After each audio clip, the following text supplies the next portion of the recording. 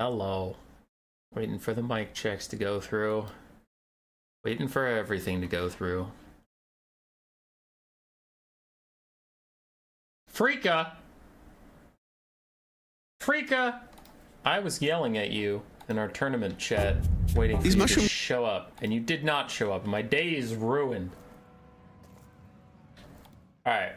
Meow meow. Waiting for everything to go. Okay, meow meow. So meow meow. Here's the thing. I know I haven't been streaming much. I know.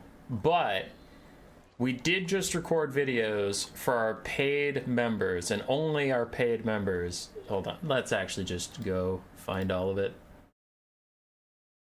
Let's just go get it all. Okay, so then I need to go to desktop, and it's the right desktop. There we go. So we have a video scheduled out for December 5th, 4th, 3rd, 2nd, 1st, and then the rest of November. That's a lot of scheduled videos. Those are crazy scheduled videos. And look, some of them already have views. How do you get those views? You gotta be a part of the thingy, the members or whatever. If you're a Poison Wind Globadier, you can view all of our videos as soon as we upload them, because you have to pay me money to enjoy this content. I only respect people who give me money. That's not true. It's just like a perk for people that want to donate to the channel, but otherwise one comes out every day. There's never content that only paid subscribers can view. It's just like when. But it's good for the YouTube algorithm if I upload one a day. So it's like, if people want to spend money and just binge them, that's fine, but then that also means they don't get a new video for like 3 or 4 weeks. So that's what I've been busy with. Thanksgiving, I have some travel plans, and I wanted to make sure we had one video coming out every day, so I just had to get ahead a bit on the video release schedule. So we haven't been streaming a lot, as we've just been pounding through videos, but now that all these videos are set up, I can actually make some content again. You've been baited into watching single player campaign. Now here's the thing, we might just be waiting on any of these degenerates to send me a replay to cast. Yeah, I don't have a replay, so I got nothing. Just waiting on a replay for this thing. New player tournament, number 82. 4 Swiss stages and then tiebreakers if we need them, but yeah, we're just hanging out, waiting for a replay to cast. So in the meantime, pulled up my campaign. Woo! Campaign! Woo! Oh my god, it's a fucking campaign! Holy shit! Oh god, the Empire's not doing good! I started this recently, because I've been reading the End Times, and a lot of it's around, like, Karl Franz and shit. So I felt like playing a Karl Franz campaign. What up, BF Gaming for Hire?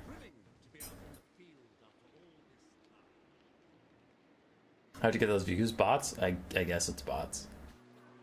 I guess. My Empire campaign's not going well.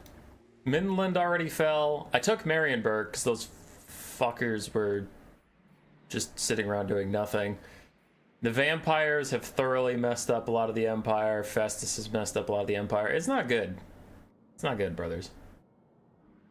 The Empire is never doing good. Yeah, we'll bail on this campaign. We'll bail on this campaign as soon as I get new player replays. But until then, I needed to awkwardly stall. Because the tournament started 45 minutes ago. So I thought we would have something by now. And thus I am stuck. Franz is just trying to get a bunch of cav. I recently got actually kind of messed up fighting Marienburg. I overextended a little bit and lost Franz and lost his army, so then I had to get Dolph Billings, and he bailed me out of a bad situation. But we're kind of on the upswing now. I got Marienburg, got my back against the wall, so it's nice.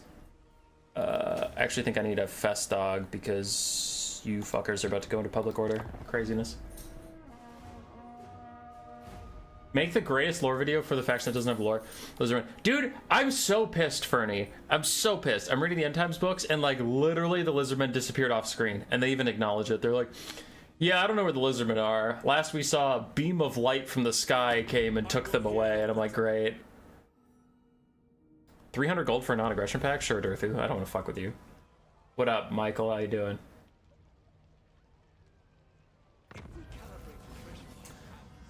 I got a witch hunter?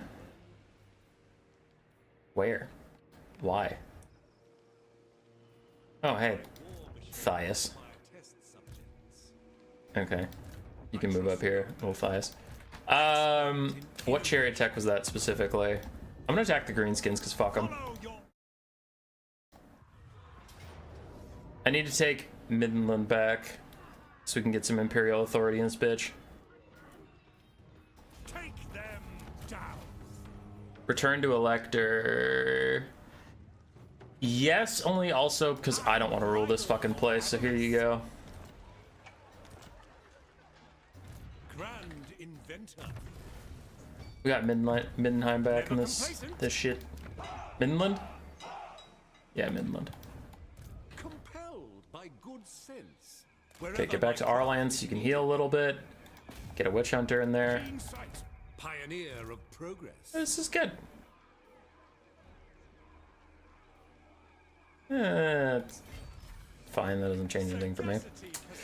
And then while you sit around, let's just get another Pistolier since we're sitting anyway.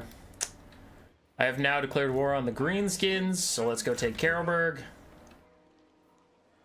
As I still stall and wait for replays to come in for the thing you all actually wanted to see. Franz got a Pegasus. Yay! I preferred him on horseback because then he was actually useful. This is Reichland? Okay, so I can get back here and heal. Actually, Midland is letting me heal, which is new for them. Normally those guys are just dicks. So, Best of the Empire. Yeah, let's go. All right, trying to get some Imperial authority back. invention is my gift. Oh, fuck. I didn't realize you were way up there. I don't have plans to go take that. And I don't know how to defend Arno from that. That sucks. Did I accidentally enter a legend stream? No, you entered a stalling for time stream. At work, but it's been quiet. I hope it stays that way. I'm okay. Yeah, I'm okay. There's some stuff I could go into that would be considered oversharing and is frowned upon by society at large. So I'll just say I'm doing okay and smile and nod like I'm supposed to. Everything's falling apart! No!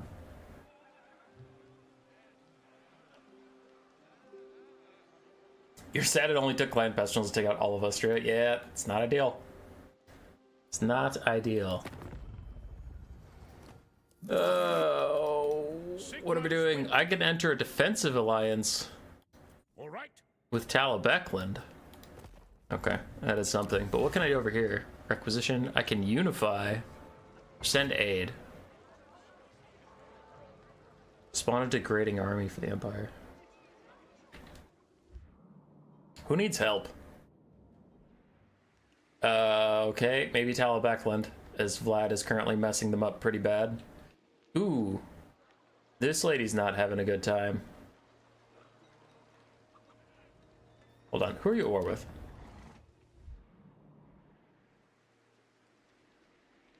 You're at war with no one? Westenland. All I do in the name. You're at war with Talabecland, Westenland? What the fuck, man? We have enough shit going on. God damn it. You're so stupid. Oh. Well, this blows. Oh boy.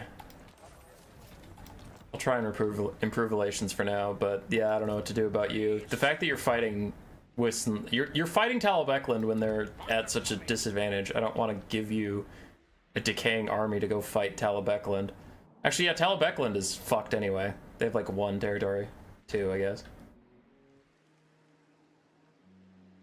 Blink twice if someone's forcing you to play campaign. Nope, just wait on a replay.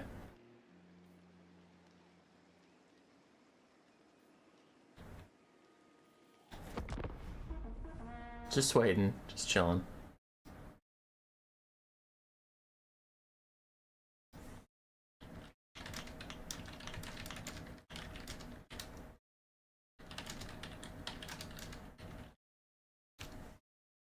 I just sent the tournament chat a message. Someone send me a replay, please. I'm stalling on campaign. Ah, it's Greenskins! Oh, easy. Hold. They have fucking trolls. Yeah, I got this. Oh, wow. They have a bunch of trolls. You can't win.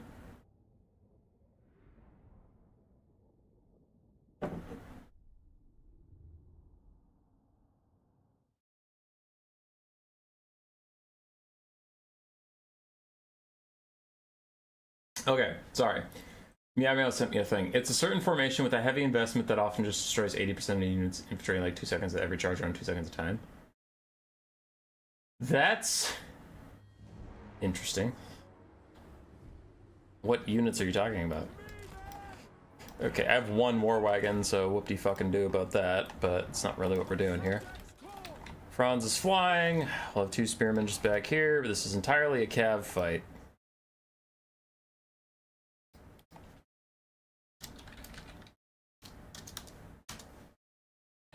Okay. The ground quakes! He didn't have any cav of his own, right? Oh shit, not you. Yeah, he just has archers. Okay, it's fine. What are those orc biggins? Ew, orc biggins, yuck.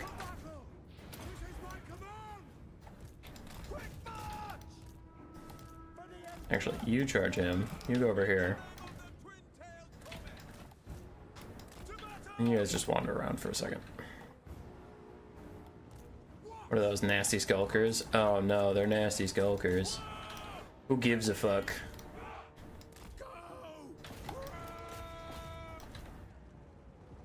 I wanted to sandwich in these orc biggins, but they seem to be refusing to play nicely.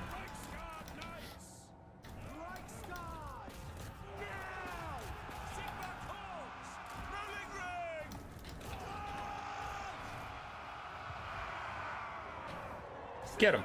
Get those. Nasty skulkers again. Gotcha. Okay, all these guys get buffs. Recharge those. Get these. ICG sent me a new player replay. That's all I give a fuck about. Let's go. Let's get out of here. Fuck this. No one needs this. 0 casualties. Alright. On to the real content people wanted. Replays. What else versus Nurgle? Bam. Bam! Boom! New player tournament replays. ICG versus Brother Bear. Wood Elves and Nurgle. Someone watched my channel replay recently where it was Stormrunner versus someone. Was it Popcorn Pops?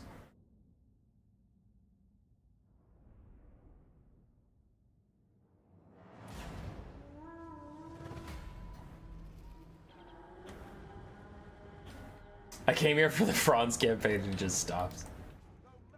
That was underwhelming. You're under silliness as I tried to just stall for time, and now we're into the actual part of the stream. Leonard, I'm a pretty bad campaign player, alright? That's not content you really wanted.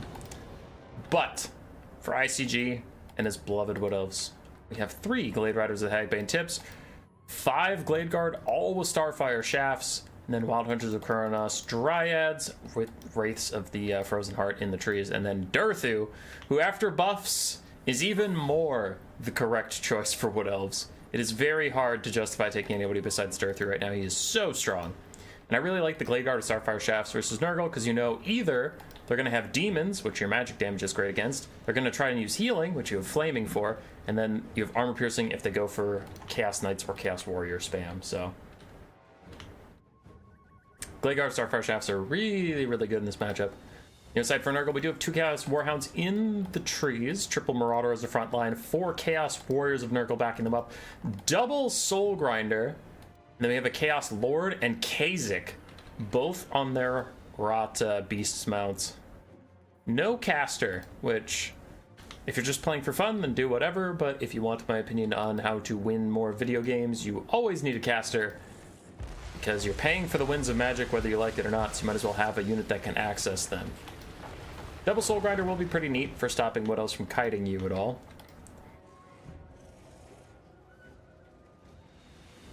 But you wanted bad campaign content? Dude, I will. I'll do some bad campaign content, but not now.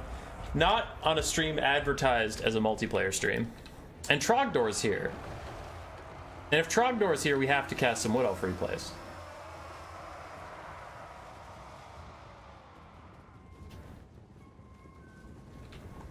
Alright, in the trees, Durthu has not spotted the dogs. That's actually pretty huge.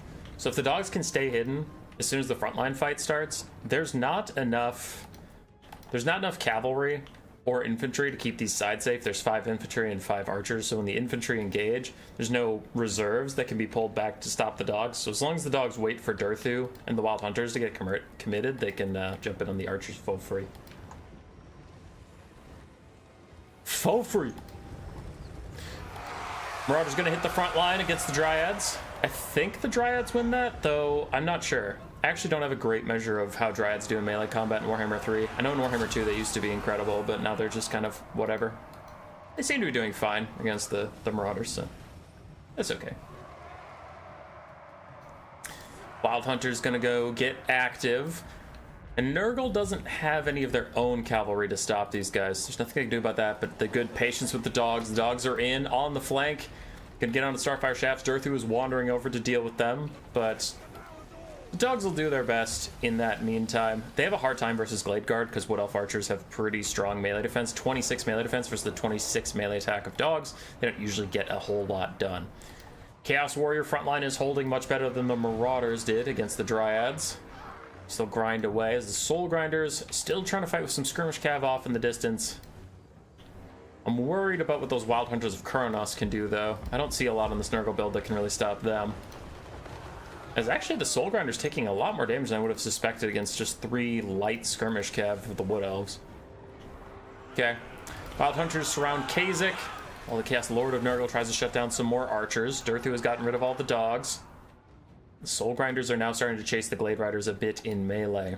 Chaos Warriors are beating the Dryads, though. That will put this backline under threat, so if this is just stalling from the Chaos Lord and Kha'Zix, then it is working, because now for the rest of the game, these Chaos Warriors are just going to be waddling after Starfire Shafts. They won't get to shoot nearly as much. When you have some dogs who have even come back, it can help with those sandwich formations.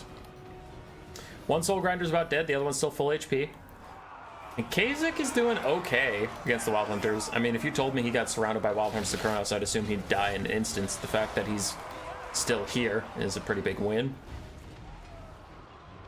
And Durthu chucks out a Sword of Daith onto some Chaos Warriors, a Flock of Doom onto another Chaos Warrior, doing his best to peel this back line. Keep the Wood Elves in somewhat fighting shape. Is he just booking it for the Lord? He's just booking it for the Lord. Durthu walks up and starts slapping the Chaos Lord of Nurgle right away while the Starfire Shafts get to safety and start firing around. We have some more dogs coming out of the trees. Part 2 of the exact same plan they had at the start of the game. But the Wild Hunters of Khorne are now stuck in a fight with Chaos Warriors and Kha'Zix. That is not advantageous for them. They're going to fall pretty quickly in that. And they don't have healing, obviously. You have Durthu as your caster, not like Earthblood or Regrowth coming your way to bail you out of any problems you ever have. That Soul Grinder is somehow still alive. The other one, still significantly healthier, as we mentioned before. Out of the 3 skirmish cav, I see 2, so I'm guessing one got chased off the battlefield by the other Soul Grinder. Chaos Lord of Nurgle gets to safety away from Durthu. But Kha'Zix still here. Still fighting about as well as you could hope against the Wild Hunters of Khorne. Looks like the Wild Hunters are going to fall back now. Durthu's coming in. It's probably going to be the end of Kha'Zix. I don't see him getting away. If the Wild Hunters want to recommit, they can hold him in place for Durthu to get over here and do whatever he wants. But the Wood Elves, they're a little ahead on the balance of power. I wouldn't guarantee it just yet. Because Nurgle is Nurgle. You have your tier 2 ability Fecundity for lots of healing if you need it. And then with Kha'Zix and the Chaos Lord of Nurgle, you can have some decent dueling against Durthu. It's not amazing. Durthu is incredible as a duelist, but I mean, these two are no slouches. They're debuffing him right now. Minus 24 melee attack, and he's poisoned. Plus the Chaos Lord is buffing himself up. And was that a fecundity? Yeah, there's the fecundity. It even spreads to Kha'Zix, so they really needed that. I don't know why Kha'Zix's not helping him fight Durthu right now, though. He should definitely be over there helping. Because Father of Blades is going to wear off, and then Durthu is going to whoop this Chaos Lord's ass. 71 melee defense versus 75 melee attack, so Durthu will hit like maybe a third of the time, I think, due to exhaustion stuff. Spellbound is almost always in my chat telling me how I'm wrong about stats, and I acknowledge that. For me, my dumb monkey brain goes, big number bigger than other number, therefore big number win. And he's like, no, there's a lot of factors, like uphill, downhill, forest, exhaustion, attack animations, all this other bullshit I don't care about. So I acknowledge Durthu might have a hard time hitting that guy. Soulgrinder's still getting kited by the tattered remnants of Skirmish Cav, but the Wild Hunters have taken a lot of damage, and that's pretty huge. The Wild Hunters were one of the things I was concerned about for Nurgle in this matchup. Looks like the Soulgrinder dealt with them at a really good point-blank volley into those guys who terror-outed briefly and then reformed lines. So this is good. Nurgle's turning this shit around. I haven't checked on chat in a bit. And I refuse to. Mercy's content is a bit out there. Not sure even Legend would bother most of what he's doing, but he's a chill and nice dude. Generally worth watching just for the vibe. Okay, people talking nicely about content creators that aren't me. That's kind of fucked up. Need more DLC? There's one coming out this year.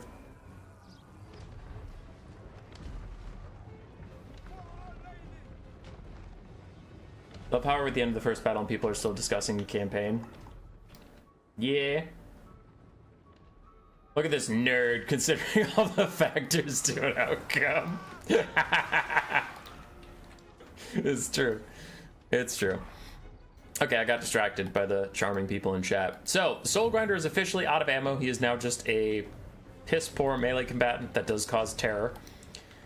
For us, the Nurgle build, we have some Chaos Warriors and Marauders, but they're all so low, it doesn't really matter. Durthu's Flock of Dooms can take them out in the late game. They're not a real factor. Really, this game is coming down to just the 3v1 of the Chaos Lord, Kha'Zix, and the Soulgrinder versus Durthu, and they need to overlap with the debuffs. They need to all attack when Father of Blades is active, and then Rot or Die. Rot or Die mostly for the Soulgrinder. He just really needs, he needs the leadership so he doesn't demonic instability crumble, but that's all that matters. Marauders and Chaos Warriors are just going to chase archers around, but once they come up against Durthu, they'll instantly die. So the single entities are all that matters at this point. Durthu's still trying to catch him as Kha'Zix and the Chaos Lord stop these Glade Guard from doing too much damage to the Soulgrinder. Soulgrinder charges in, and I have to think you're off cooldown now, so I'm hoping to see a Father of Blades soon. There it is, and this is probably the best opportunity Nurgle's going to get to turn this shit around. Everything is popped, but Durthu did get 2 hits on the Chaos Lord, one while Father of Blade wasn't active, the other one while it was, and he gets another one right there, so he is still getting shots down on the Chaos Lord. And the Soulgrinder is in melee, it looks like. I couldn't tell if he was actually making contact with Durthu or not. Chaos Lord's running away? Oh no. That's really bad. He's taking Father of Blades with him, so now Durthu is full strength, slapping the Soulgrinder down as he has his full melee attack, and he's leaving Kha'Zix all alone. Chaos Lord, no! Why did you abandon your men when they needed you most, you fucker? He just left him there! Oh god, Kha'Zix now getting his ass kicked by Durthu too, because the Chaos Lord abandoned his post. Look how much more Durthu is hitting without Father of Blades debuffing him. Oh, he canceled his own attack animation for Flock of Doom, otherwise that one would have hit too. Chaos Lord routes off some Skirmish Cav. Chaos Warriors and Kha'Zix are starting to chase down Glade Guard, and Kha'Zix does have regeneration. I don't know why the Chaos Lord doesn't. I thought, maybe I'm just wrong, but I thought everybody who was on a Rot Beast got regeneration. Maybe Kha'Zix just naturally has it. I don't know, but that was a bit of a whoopsie engagement. So they lost the Soulgrinder and they lost like 4 hits on Kha'Zix for free. Now Durthu is half health, and if Nurgle can stall again until they have Father of Blades up and then charge back in, they'll be okay. I also don't know what their fecundity is looking like, because Nurgle's army passive charges weird now. It used to just charge off of damage they take, but now it charges off of how long they're debuffing shit, so I don't really know if they have another fecundity. Obviously, if they do, they can win this game, because the Chaos Lord and Kha'Zix could both get fecundity while they 2v1 Durthu with the Father of Blades. But you can see what I mean about the Chaos Warriors don't matter. Like, that guy charged into a fight with Durthu, he got Flock of Doomed, and now he's routing. So, whoop-de-fucking-do. I said now he's routing! Route! There you go. I'm sorry about that. They were disobedient. Rot Nightmares don't get regen for some reason. I see. Looks like they're all descending on Durthu again. But a flock of them should take out the Chaos Warriors. There's the Father of Blades down again, but Durthu did get the attack on the Chaos Lord on the way in. Now, thankfully, his leadership seems to be doing fine. Durthu chucks down a Sword of Daith, reducing these guys' armor. The damage isn't that bad, since they're just single entities, but the armor is a little annoying. Chaos Lord is refreshing his charge bonus. He doesn't go far enough away that the Father of Blades debuff wears off, though, so Kha'Zix is still proving rather hard for Durthu to hit. Durthu getting chunked down, but he still has 5,000 HP. The Chaos Lord has 1,500, and Kha'Zix has 3,600. So don't look at the percentage of their bars. These two together have as much HP as Durthu right now, and that is very concerning. As the Father of Blades goes way out of range again. Now he's coming back in, but I actually think the Father has worn off, so that's a little less bad. As Kha'Zix now just fighting Durthu all alone.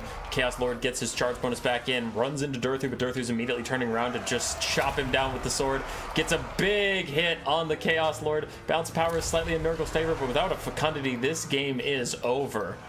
They need that healing if they're going to come back, because we just see how badly Durthu whoops on these guys as Kha'Zix is left all alone again. Durthu hits every shot. When Father of Blades isn't active, this dude just doesn't fucking miss as he keeps hitting Kha'Zix. Everybody is terror routing away from Durthu, and still the balance of power is like, nah, Nurgle's got it. I'm like, are we watching the same game? As the Chaos Lord is back in, he's getting some good shots out of Durthu. Durthu falls below 3,000 HP, but Kha'Zix trying to regenerate up. The Chaos Lord's trying to just get any shots in he can. If Durthu hits it one more time, he doesn't even have to hit him. He just terror routes from the concept of Durthu looking at him, and Kha'Zix not ITP, so he terror routes too, and they lose the game while terror routing. The Chaos Warriors, Kha'Zix, and the Chaos Lord all were terror routing. They weren't even naturally routing. They all just terror out at the same time.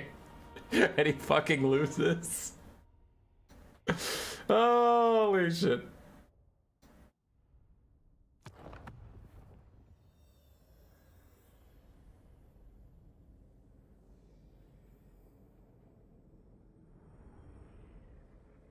Durthu is the best. Durthu is the best. I think he's overpowered right now, but I appreciate that he's not a meme anymore. Durthu's my favorite Wood Elf Lord, so I do appreciate him. That was a good first game. The Glade Riders way overperformed what I thought they would. That was the big surprise. Everything else kind of went how I thought it would, but the Glade Riders did so much more damage to Soul Grinders than I thought they would. So, congratulations, Glade Riders. You surprised me. For Brother Bear, his cycle charging was overall pretty good. There was one whoopsie where he took the Father of Blades with him while it was still active and left a Soul Grinder to die. The double Soul Grinders did better than I would have thought. Chaos Warriors did great. We suspected that one. Marauders did fine. Dogs did fine. I like this build overall. I don't hate Kha'Zix when he's trying to snipe out Durthu. I generally am not a Kha'Zix fan. But in that specific instance, when you know you have to fight Durthu because he's super meta right now, I don't actually hate it. I'm just curious. I'm gonna recreate that build and wonder how you can get a caster. Because as I was looking at it, like, he kind of needed everything he brought. So then he had Rot or Die. And then I think he just had Father Blades. I didn't see the Icon or the Paragon of Decay on Durthu's stat card, but I could have been wrong. And there's Kha'Zix. He didn't have Sword of Filth. He didn't have Deadly Onslaught. He did have Corrupted Flesh and Befouled Charge. Okay. We know he had 2 Soul Grinders. We know he had 3 Marauders. Or did he have 4 Marauders? I know he had 4 Chaos Warriors. And then 970. He had 2 dogs. 75 more gold. Okay, so I'm at least close. This is something like what he had.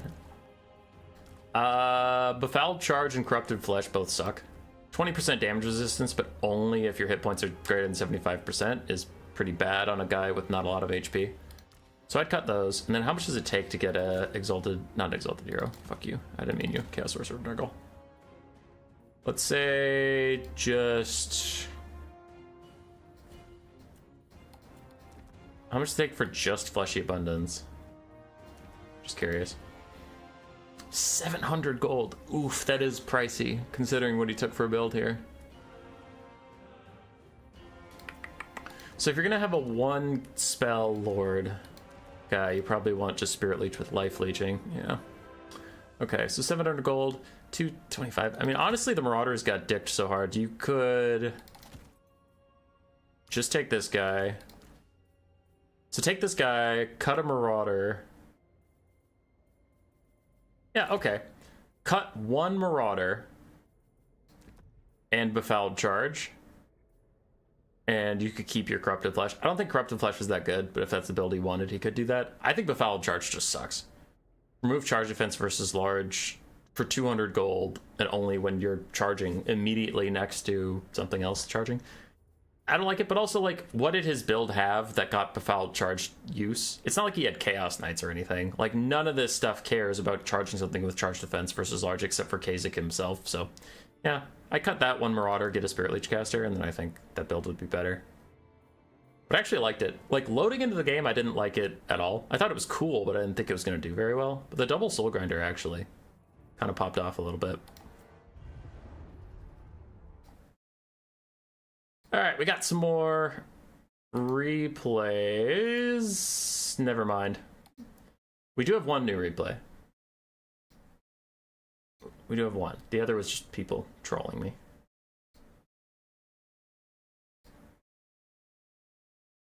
Could you do a playlist showcase Skaven clans from this mod? I don't.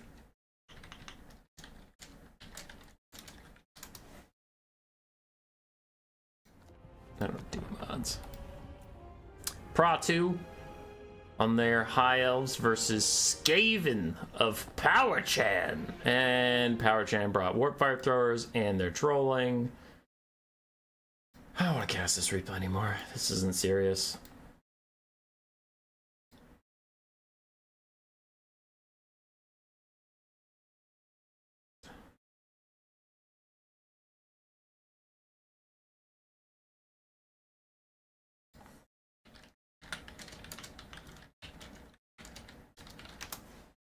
Okay. Powerchan versus Pra 2. And honestly, a cursed matchup. This matchup is so Skaven favored, it's insane. Now, Powerchan didn't bring a super abusive build that can just roll the High Elves and it's not even fun. But those builds are out there. For the High Elves, we have 5 Spearmen, 1 Ranger, 3 Archers, one of which is Talon's Torquilada with their Fire Damage and Fire Weakness imbuement, which will help the Dragon Princes. Well, the Fireborn Dragon Princes. And then we have an Archmage of Death, who have Fate of Buna and Doom and Darkness. Cool, cool. People are pinging me in chat. What is it? Battlesy's here. What up, dude? How you doing?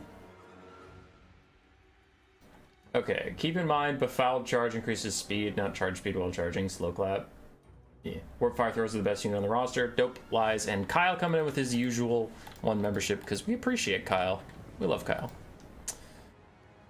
Anyway, for the Skaven side, we have Skaven Slaves, Pit Fighters, Halsey, the Council Guard, double Warp Block Jezzail, double Warp Fire Thrower, a Warp Grinder for a bit of netting, an Assassin, Ikit Claw, Clan Rats, and Night Runners. Pretty usual Skaven stuff except for the Warp Fire Throwers and Warp Grinders. Tyrannop Chariots, Ithilmar Chariots, did you guys have Vanguard or how did you get all the way out here so quickly? I guess they just ran. Okay, we take those. Other War Lions getting massacred by the poor Pit Fighters. I say poor, because they're probably just going to die to archers and spears. They're not going to fight the big monster they oh so crave. Jezzails are making those chariots' lives hell, though. Poor Ithilmar Chariots. They haven't seen any combat and they're already below half HP. Thankfully, they have a regrowth coming. Oh, it's a Deathcaster.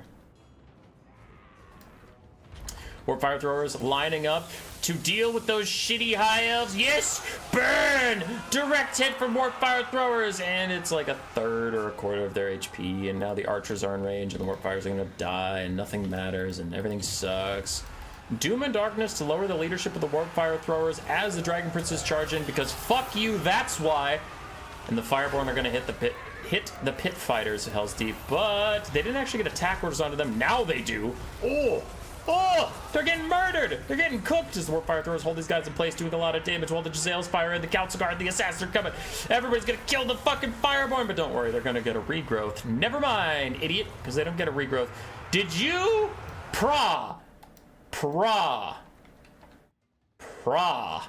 Did you just Fate of Buna some Clan Rats? That's a misclick. That's a misclick, I know, because my boy Pra2 is actually pretty solid at High Elves. He plays some pretty good games on High Elves. He's pretty good. I know that's a misclick. You didn't mean to do that, did you? You didn't mean to fade abuse some fucking clan rats. I know, because I've watched some replays of yours, and you're pretty good. You're not the fade abuse some clan rats kind of guy. You're not that kind of guy at all. You boys, stop teasing new players. You're such a bully. You're a jerk. You're a jerk. Don't fade abuse clan rats, kids. It's not worth your time. You should fade abuse one of these Giselle teams. That would actually be a really good use of your time. Dragon Princes are now uncontested on the backline as the Fireborn are driven away by a very good Skaven effort. I really like that Warp Grinder combo. That was very good. But these Dragon Princes should be able to get both the Giselles and even out this balance of power by quite a lot. Ica Claw is running around. I didn't actually check what spells he has. He has Howling Warp Gale and Flensing Ruin. The classic. We still need to do the head-to-head? Hell yeah, brother. I'm free in a lot of December. If you want to hit me up, do the head-to-head. Beat my buns on stream. Yeah, I'm around. For sure, for sure, for sure. It gets trying to do some peeling as the Giselles and the Warp Grinders are under a bit of duress. Council Guard somehow got in a fight with some War Lions, and the Ithamar Chariots are hanging out by the white line. They're so traumatized after getting absolutely lit up by the Giselles. They're just staying safe over there for now, as the High Elves are still closing in. Rangers easily get through Clan Rats as Night Runners shoot them in the back, but Archers are firing in, and none of the Archers have been under threat just yet. I'll see if Ikit or any of the Rat Ogres want to go out and deal with those guys, but it looks like the Rat Ogres are busy with other matters. As Ikit fires his Storm Demon into the Fireborn, but I didn't see it go off, so it either hit something right next to him or he canceled it. Flensing Ruin Overcast attacks the Archmage of Death. Again, as I've mentioned several times, the High Elves did not bring regrowth, so all the damage will stick. That is very problematic as Rangers find their way onto the Warplock Giselles. I think the Warplock Giselles can win this. I think they can win this, and you know why? It's because the Rangers have attack orders on the Clan Rats. Fuck, the attack orders dropped. That means they're going to attack the Giselles. Alright, those Giselles are dead as hell. As War Lions hang out next to the other Giselles. But the High Elves are pushing in on all sides. I'm a little worried for the Skaven because of that. The Skaven balance power is heavily propped up by Ikit Claw's health being so high. But if you get into a late game where there's Dragon Princes left, even if they're wounded, Dragon Princes versus Ikit Claw, Archers and Spears versus Ikit Claw, that HP is not going to matter. And the fraudulent bounce power will be exposed for what it is, Warp Fire Throwers. They could maybe shoot at the Fireborn and deal with 35% fire resistance and a shit ton of armor. Sometimes Clan Rats just get in the way of solid targets. F that Clan Rat in particular. Yeah, that was a hell of a fate of Yuna as the Warplock Giselle gets taken out by Doom and Darkness. No more volleys for you. It's still an assassin, still like a claw. What does the assassin have? He just has the trophy. Okay, as long as the Archmage of Death doesn't overcommit, then the assassin trophy won't be able to turn this game around. Those planets had to learn they can't avoid their fate of Yuna. Ikit Claw routes off the Ithamar Chariots easily enough, and then he Flensing Ruins the Archmage of Death yet again. And he's even going to shoot her with Storm Demon. Ow! Okay, she actually needs to get as far... No! Get away from the white line! No! If that Flensing Ruin takes you down, you all of a sudden lose your leadership for even a little bit. She's going to fly right off the map. She has to get as central on the map as possible, wait for her leadership to stabilize, and then she needs to spend the rest of the game as far from Ikit Claw as she can. But if she flies next to the white line while her health is depleting, she could actually just route off for no reason. But I forgot who I'm talking about. She's a High Elf. Her leadership will never go anywhere. She's completely fine. Bounce power is slightly against the High Elves. I don't know if I agree. I actually think this is like a flat-out 50-50 game at this point, as we do have some Giselles coming back.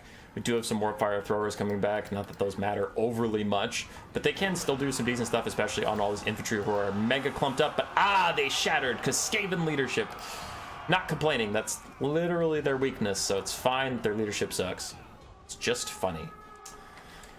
Still have a lot of Archers left. They can fire at the Pit Fighters. They fire at Ikit.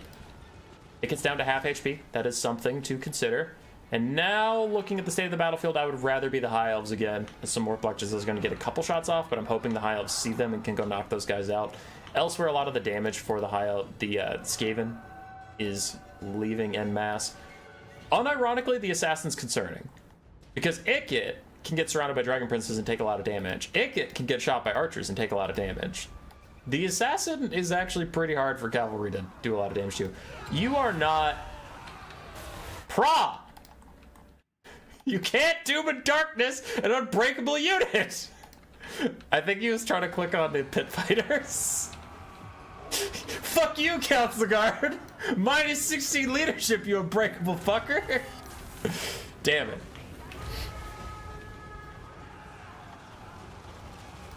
You know what? Pra's just styling, because he's winning anyway. That's the thing, is he doesn't need to be hyper efficient with his spells. He's got the micro. He's got the hands to win anyway. He's got them hands. Icket is getting poked down by those archers. Nice job, nice choice. Just take that little HP off of him. Dragon Princes and Spearmen trying to collapse in on the last of these Rat Ogres, but the Dragon Princes do have to run away. They rout. As the archers continue to poke away at little Icket. 6 and 4 volleys left for those guys. The Fireborn are coming over with the last of their models. Spearmen are going to rout off Night Runners, and Rangers are busy trying to clean up Jezzails and other stuff in that far side. Council Guard down to 49 models and barely visible HP. And we have some Clan Rats and some Rat Ogres. The archers might want to shoot these Rat Ogres while they're here for free. They might want to do that, otherwise these Rat Ogres are going to get a charge onto them and just be a nuisance. Not like it'll kill an entire archer unit, but will be a nuisance, so yeah. Good volley. Take those Rat Ogres out. Just make it not really a problem. I'm super concerned about this assassin, actually, though. That's actually a problem. Fireborn charge straight into the Rat Ogres. Rat Ogres leadership barely stays above for just a second while they were charging, so they got a couple hits off onto the Fireborn, but now they'll be routed away. And Rangers caught the last Jezzail again. This time they're going to shatter it for real. These stupid rats with their sniper rifles. Okay, they didn't shatter it, they routed it. That's a good Doom and Darkness. Get rid of those Clan Rats so that your Rangers don't have to actually attrition out and fight them. That's fine.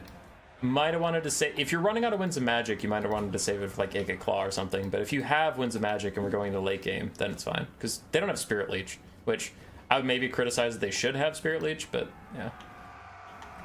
Fireborn fight Icket, and even at that extremely depleted state, they can do a lot of damage to him. Yeah, look, on the charge they took off like 300 health, and then in the aftermath of the charge they took off another 300. So that's 600 damage from a pretty much dead Fireborn charged him and did that much, which is pretty insane. Now I'm super concerned though, because this lady can't really get involved in the fight as long as Icket is alive. She kind of has to hang out and wait for him to rout for some reason, and if he routs, then she can chase him. But if she comes back into range, she's going to get Overcast and Cleansing Ruin and just die, and then the High Elves are doomed. Because their leadership is stalwart, but I mean, it's not unbreakable. They're not all literally unbreakable, so losing their lord means nothing. It gets chased to Fireborn. One of our archers out of ammo, the other archer has 3 volleys left. Might want to use 1 or 2 of them on the Council Guard. It looks like they are going to do just that. Just get rid of these guys. Solid target to deal with while Night Runners rear charge them. And the Assassin's on the hunt looking for this stalked Archmage of Death. Fate Immune onto the Council Guard. Again, this late into the game, I don't necessarily hate that as long as she has the Winds of Magic for a Doom and Darkness onto the Assassin or Icket to help rout them. A Doom and Darkness onto the Night Runners too. Also fine, paired with the Dragon Prince charge, just getting rid of them, yeah. Yeah, and the Council Guard are dead! That's the Pra 2 we know and love. That's the Pra 2 I've been casting for 45 years. That's my best man at my wedding, Pra 2. He's back, baby. He's fucking back. So the Assassin is stuck fighting Rangers, and this is actually super bad for the Assassin.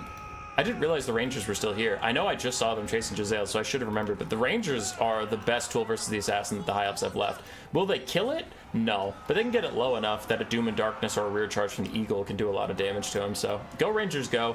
Kick that Assassin's ass. The last of the Clan Rats are dying. Icket got rid of the Fireborn. The Assassin has lost about 400 HP while we've been sitting here. We have some Spearmen in the distance that can be rallied. It looks like they just got orders to come back to the fray. Archers firing one of their last volleys at these Clan Rats to get rid of those fools. They have 1 volley left. It should be saved for Icket. Please don't fire it at the Assassin who is in melee with your other units, because he is so teeny tiny. You will do more friendly fire than you will do actual enemy damage. Now the Assassin is surrounded by Dragon Princes, but the Dragon Princes really don't have too much say about what to do here, as he gets 1 shot onto them and probably will rout them. Bounce Power is the Skaven's worst enemy. because actually they have a shot of winning this game still. Not joking, 100% they have a shot of winning this game, but if Balance of Power decides against them, they will get routed off. But this lady is next to useless. She's been pushed so far back because she just can't take a Flensing Ruin from Ikit, so she's not really a factor. So you're looking at an archer that's almost dead and no ammo, an archer that's half HP and no ammo, a half HP spearman, an almost dead spearman, almost dead dragon prince, almost dead ranger versus Ikit and the assassin. But Ikit's leadership is so low. This is why I was saying we needed to wait for... No! Don't do that! We needed to wait for Doom and Darkness. If you Doom and Darkness Ikit, he's gonna fucking route, but he uses the Flensing Ruin on the dragon princess. This lady's wide open and she's coming in. She sees the Flensing Ruins on cooldown and she can't be stopped. She's flying in. Get that Doom and Darkness down and charge Ikit Claw. That motherfucker's gonna route, but Ikit starts to tear out away the rangers. The assassin's still holding on for now. Can the Doom Wheel tear out stuff? Does he have another Flensing Ruin in the tank eventually? Because that's what he's gonna need now that he used all those dragon princes. And sure, you got rid of the dragon princes, but you were doing so good at just making sure this Archmage's Death didn't get to play the fucking game. Her Encourage Aura could never be in range to keep the High Elves fighting. She couldn't have possibly rear charged you or cycle charged or anything because the Flensing Ruin kept her at bay, but then you got impatient and you used it. You used it! Flensing Ruins aren't there to use, they're there to hold on to and to threaten with. They're like nuclear missiles. If you actually use them, we're all fucked. It gets taken too much damage. He Howling Warp yells the Archmage of Death just to keep her in place for a bit. If he has enough Winds of Magic for Flensing Ruin and all we're waiting on is the cooldown, then that's fine. If you actually just use Winds of Magic you should have used on Flensing Ruin, that is not fine. As Ikit rolls through some archers, he's about to terror out them, because I don't think those ones are terror immune, but he is taking slow poke damage from these spearmen. He needs the assassin to help him break those guys' charge defense like this, and then he can get a rear charge in through them where he'll take a lot less damage but also do more damage to them. There's another Flensing Ruin! He fucking did it! He held on to enough Winds of Magic to do it! This bitch didn't hold on to enough Winds of Magic for a Doom and Darkness! He did it! He did it! Ikit Claw wins the whole game as the High Elves need to somehow rout Ikit before that bitch dies, because as soon as she dies, their leadership tanks enough that Ikit's gonna just terror out everybody. 8 seconds left on the Flensing Ruin. She's running out of HP, but Ikit's running out of leadership. 3, 2, 1. She's alive! She's alive with 18 HP! 18! She's still kicking, and her fucking leadership's actually positive. And now the spears are gonna hold. They're gonna drag Ikit to his fucking death, cause this bitch has 18 HP! Why? Why did this happen? No! The Skaven go up on the Balance of Power. They might still do it, because it's not like she's gonna come back. Spearman's still holding. It gets at 770 HP as he charges through Spearman, but the problem is that these Spearmen are now immune to terror. So even if you tear out these other ones, you have to fight through these whole Spearmen, and their leadership's going nowhere. But that bitch at 0 leadership still isn't rallying, which sometimes 0 is a weird number. Alright, 0 is not a real number. There's -0 and there's +0. +0, shit comes back and sits on the edge of the map with 0 leadership. -0, what this lady's doing is routing off the map even though she's at 0. Sometimes 0's positive, sometimes it's not, sometimes it's just not. You just don't get it. So she's back. All right, she's got 2 leadership, she's positive, she's chilling. So we now know that she's not about to fly off the map, she's not about to fuck over the High Elves, and she even gets orders to maybe come back here. That's a little risky, but we're gonna try it as the Spearmen continue to fight the assassin. But the assassin's health bar hasn't moved in a long time. He can grind through a lot of spear. Do you have another Flensing Ruin? What is wrong with you? How do you have so many Flensing Ruins left? Where have they been? What have you been doing with them? That still is actually a pretty good cast though, because I don't know if he notices the Archmage is here. She is unspottable right now. Nice stuff from Pra though, dragging the spearmen that have the Flensing Ruin on them away from the battle so that they're not hurting all their brethren. But the assassin routes, it's just Ikit. He's the only thing holding the Skaven in this game at this point, but the terror route immunity is wearing off. The spearmen are going to terror out in front of him, and then the archers will too. But this lady's coming in. She's going to be spotted. She's going to be like, where's your Flensing Ruin now, motherfucker? And she has attack orders on her, but no, she routes on the way in because she's a coward, because she's a stupid asshole. She's going to run away as Ikit routes, but no! Unlimited power! The overcast hurts Ikit, he's down to 1 leadership, he routes! He routes himself with the unlimited power! Ikit, no! What happened? What the fuck? What? What?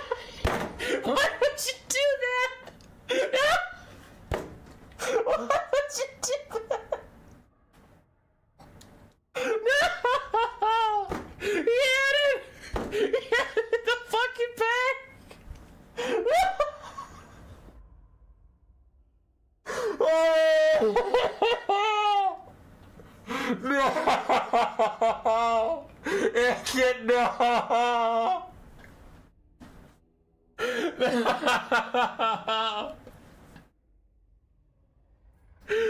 Holy shit.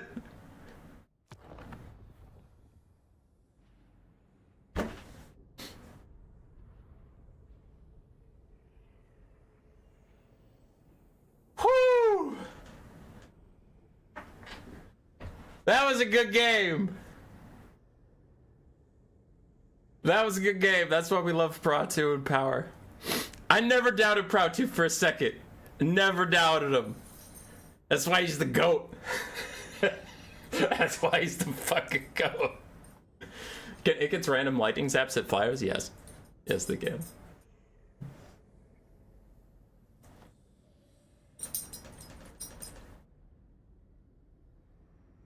Oh boy.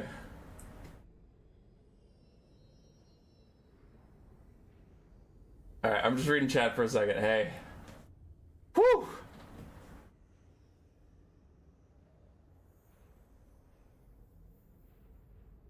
Queek was the best writer at wedding. Nah, dude. That's great. Okay. That was such a good replay. Good job, Pro 2 and Power Gen. I love that. Both the Dragon Princes did pretty darn well. War Lions got wrecked, but you need them a little bit. Ikat Claw, 3,600 value. Very, very nice stuff from him. Clanners tried to hold. The Warp Grinders had a super sick combo that did a lot of the Fireborn's HP. Dude, the Fireborn got massacred at the start of the game, and they still got 2,400 value. That was crazy. Council Guard did pretty well. Night Runners did pretty well. Warp Fire Throwers both got 14 kills, so OP, can't be stopped. Jazales did fine. Rat Ogres did great. You should post that for your video. I might have to clip it. Hold on. I'll write myself a note.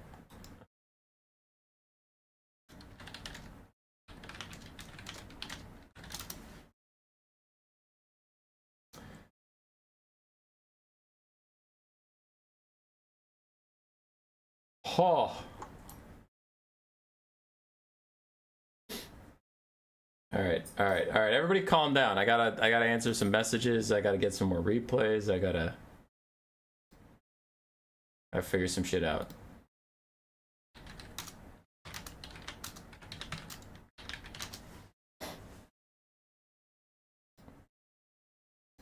Okay, Dust Bunny sent us a game. Sora sent us a game. La Luna sent us some games. La Luna sent us some Lizardmen games, which we love. La Luna's Lizardmen. My voice is shot. We're done. Fucking done, kid.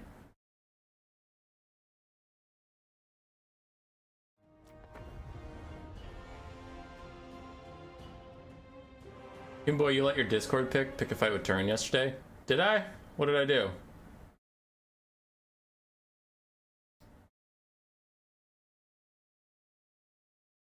Someone in my Discord picked a fight with him, but I don't know if my picture did it.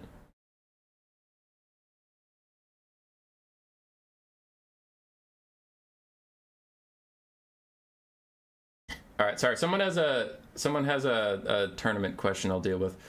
My opponent is now unavailable. Who?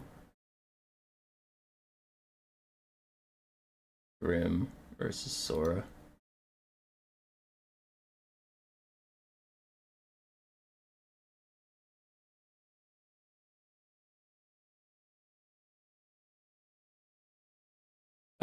Which opponent?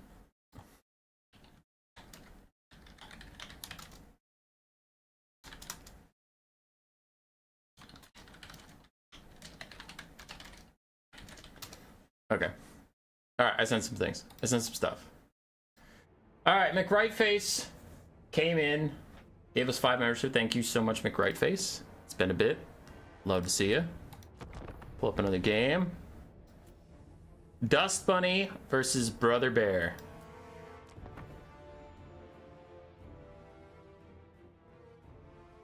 Do the 4th End Times book? Is it Lord of Ruin?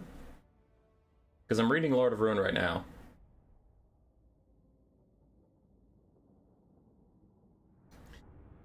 Brother Bear was in our first replay today. His Nurgle versus the Wood Elves of ICG. This time, Brother Bear brought a caster, and it's a Heavens caster. Comet and Wind Blast. Then we have a front line of Saurus Spears, Skink Cohorts, Red Crested Skinks, Sacred Croc Scores, a Solar Engine, double Salamander Hunting Packs, and Croc Gar on his Horned One mount with Swiftness and Hand of the Gods. And then aside for the Ogre Kingdoms, an Iron Blaster that is about to get a Hand of the Gods to the face. Nice side shot on some Skinks, though. For us, the Ogres, we have Gnoblar Trappers, Gnoblar Regulars, Iron Guts, Crushers, and Saber-Tusk Packs up in the trees waiting their turn, and then a Slaughtermaster of the Great Maw with just Troll Guts for a spell. Good shot. The Archaon ones? Yeah. The Archaon ones are lit.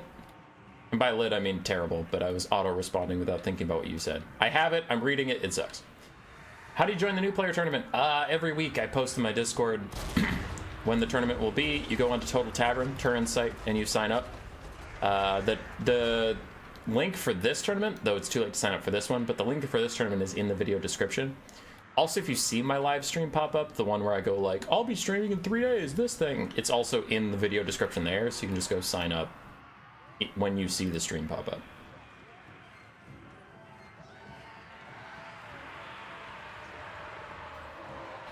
This fight's gonna have some very happy man-eaters at the end of it, one way or the other. What do you mean? There's no man-eaters here. You lied. Also, the Hand of the Gods hits the Slaughtermaster. And the Salamanders are now in range, but their non-armor-piercing missiles won't do that much damage against the Iron Guts, and they are unfortunately going to get counter-fired by Gnoblar Trappers. So I think the Salamanders are actually about to have a pretty rough game, but the front lines are, in fact, met. Sky Striders fighting against Sacred Croc Scores. They'll get good damage out, but I'm also worried they're now surrounded by Skinks and Saurus Spears, and their Saber-Tusk Packs just abandoned them for a sick flank onto the Salamanders. Never mind, I shouldn't have said they abandoned them. They had other things to do as they're rolling through these Salamanders, and Krokgar is busy trying to get through the Gnoblar Trapper. Swiftness of Itzel gets him through these guys, and it looks like he is breaking out, going for the Slaughtermasters. The Iron Blaster is moving up. The Iron Blaster is going to stop Krokgar. It's going to get in the way! Fuck it, missed. He's still going. The Slaughtermaster turns his big fat ass around. He shows it. He's mooning Krokgar. Poke. Krokgar. Buddy. What the hell? Let me check. So from here, you charged. You charged from here. When the Slaughtermaster is a pinpoint on the ground, you charge.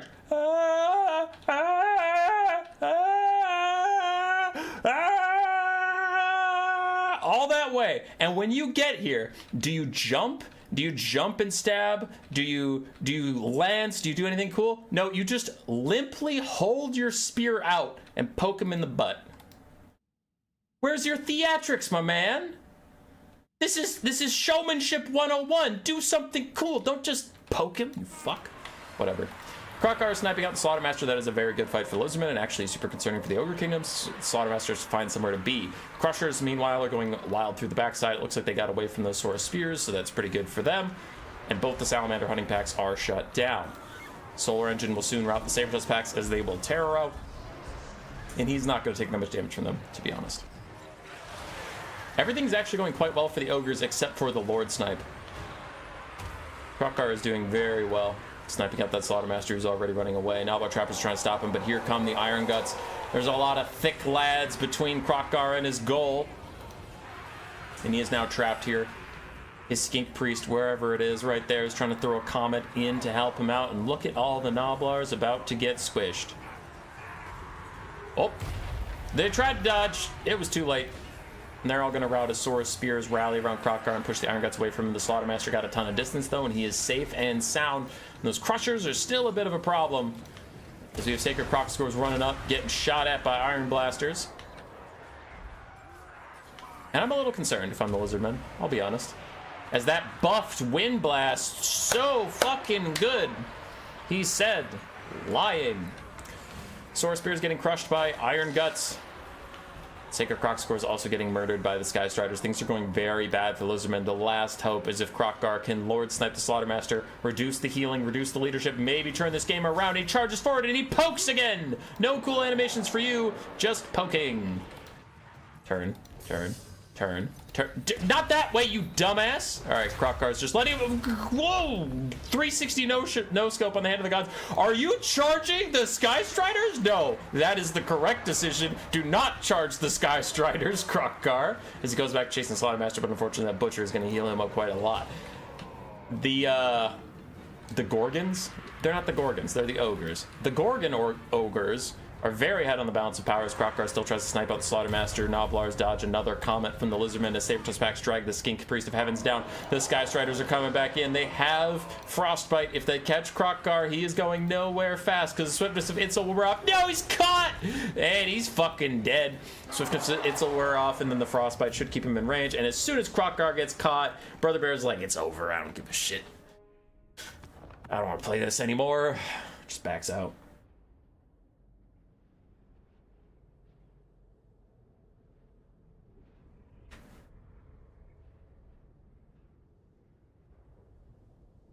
Do something cool. He says to the Velociraptor with the infantry gauntlet riding another Velociraptor. Brother Bear, this was a bad game. I had fun with it. And your first game versus Durthu? Your first game versus Durthu slapped. That shit was awesome.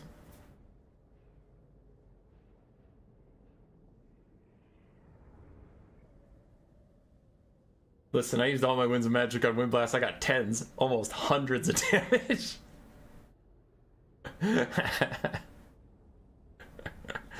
That's funny. I didn't dislike the build overall. If you want like actual feedback, I'm not the best Lizardman player, but Brother Bear's in the chat, so we could go over what I would do. I'm not the best Lizardman player, but I don't know. I feel like Krokkar is a little underwhelming. Even though he's anti-large, I think off of Grimlock, he just doesn't do enough damage, and on Grimlock, he's, why did I do that? He's not great. Unironically, I really like Nakai versus Ogres. Actually, I do like Primal Roar as well. I had a build that was doing very well for me, and now I'm trying to remember what it was. Oh yeah, Nakai, Saurus Scar Veteran with his Plaque of Dominion. And then... was it the Priest of Beasts? Yeah, it was. Okay, yeah, it's King Priest of Beasts. This isn't just for Brother Rose, for anybody. And then just Flock of Doom, like literally just Flock of Doom on foot to help clear out Noblars and shit. Could also do Pan's Impenetrable Pelt to help with the Saurus Spears, but not really the point. But let's put Pan's Pelt on there just in case. So I did 3 Saurus Spears, 4 of these guys, Arc of Sotek, Rev Crystal. Nope, that's 5. Okay, so it was just the Arc of Sotek. So I'm like, I know I had the Arc of Sotek in there. And then, so we had the 4 Skink Skirmishers, we have the Arc of Sotek, I have my Saurus Warriors. It's not just 5 Saurus Warriors though, so there must be some cold ones or something. I'm trying to remember. It wasn't the Skink Jabs, it wasn't regular Skinks, because regular Skinks are useless here. It must have been 2 Cold One Spear Riders. That's what it was. Cold One Rider, 2 Cold One Spear Riders, and then I downgraded a Saurus with Shields to get another Saurus with Spears. So I just did this. And it was working for me. I don't know if it's the best build, but the idea is just like Nakai runs through and gives Saurus Spears plus 40 melee attack, and then he gives him 20% physical resistance, 10% damage resist, which versus Ogres, they don't have a lot of magic damage. So essentially Nakai just walks into a fight, gives all the spears around him 30% damage resistance and 40 melee attack, and then his Roar can make the Noblars route pretty quick, so soon you'll have Iron Guts or Ogre Bulls or whatever just stuck in this fight with no support against like super jacked spears, and I thought that shit was hilarious. And then a Saurus Scar Veteran, I mean, he's an anti-large duelist like Krokkar was, -8 leadership from the Plaque of Dominion, so him stacked in the Kai in the late game, you can just start terror routing everything. Pan's Impenetrable Pelt, same thing, you can just throw it on some Saurus Spears and make them pretty tanky. Flock of Doom's nice to clear out the Noblars. The Bastildon? Don't sell the Bastildon short. It's so good at being a support. And that's the thing, is Sotek's poison stacks with regular poison, so you can reduce everybody's damage by 30%. So if you get this thing in a fight with the Cold and Spear Riders, and you reduce the Sky Striders' damage by 30%, and they're taking some damage from poison, but it's mostly about reducing their stuff. And you still have Terror in the late game from this thing. It's very tanky, so... The Arc of Sotek supports the Cold and Spear Riders. The Saurus frontline should win with Nakai and the Saurus Scarfighter running around. And then the Skinks are just annoying. Like, they're only 400 gold for poison shooting, and if someone runs them down, who cares? You lost some Skinks. Who gives a fuck? I don't know. This has worked for me. It's been pretty fun. But admittedly, I haven't played, like, top-level tournament players with this build. So imagine if I played, like, Sipa or Flying Taco. They'd win. But I don't know. I've enjoyed this. I've had a laugh. I think I've used it twice and I won both games, but one was a quick battle and one was just versus a buddy. Okay. What are we doing? La Luna versus Mecha time. Sure. Why not the anti-large pterodons? I don't know. I feel like they don't do enough damage to be worth it, but like some people have taken pterodons versus me when I've been playing ogres and they did okay. So I think that's fine. I think there's a lot of ways you can play this. I was just pointing out how I like to.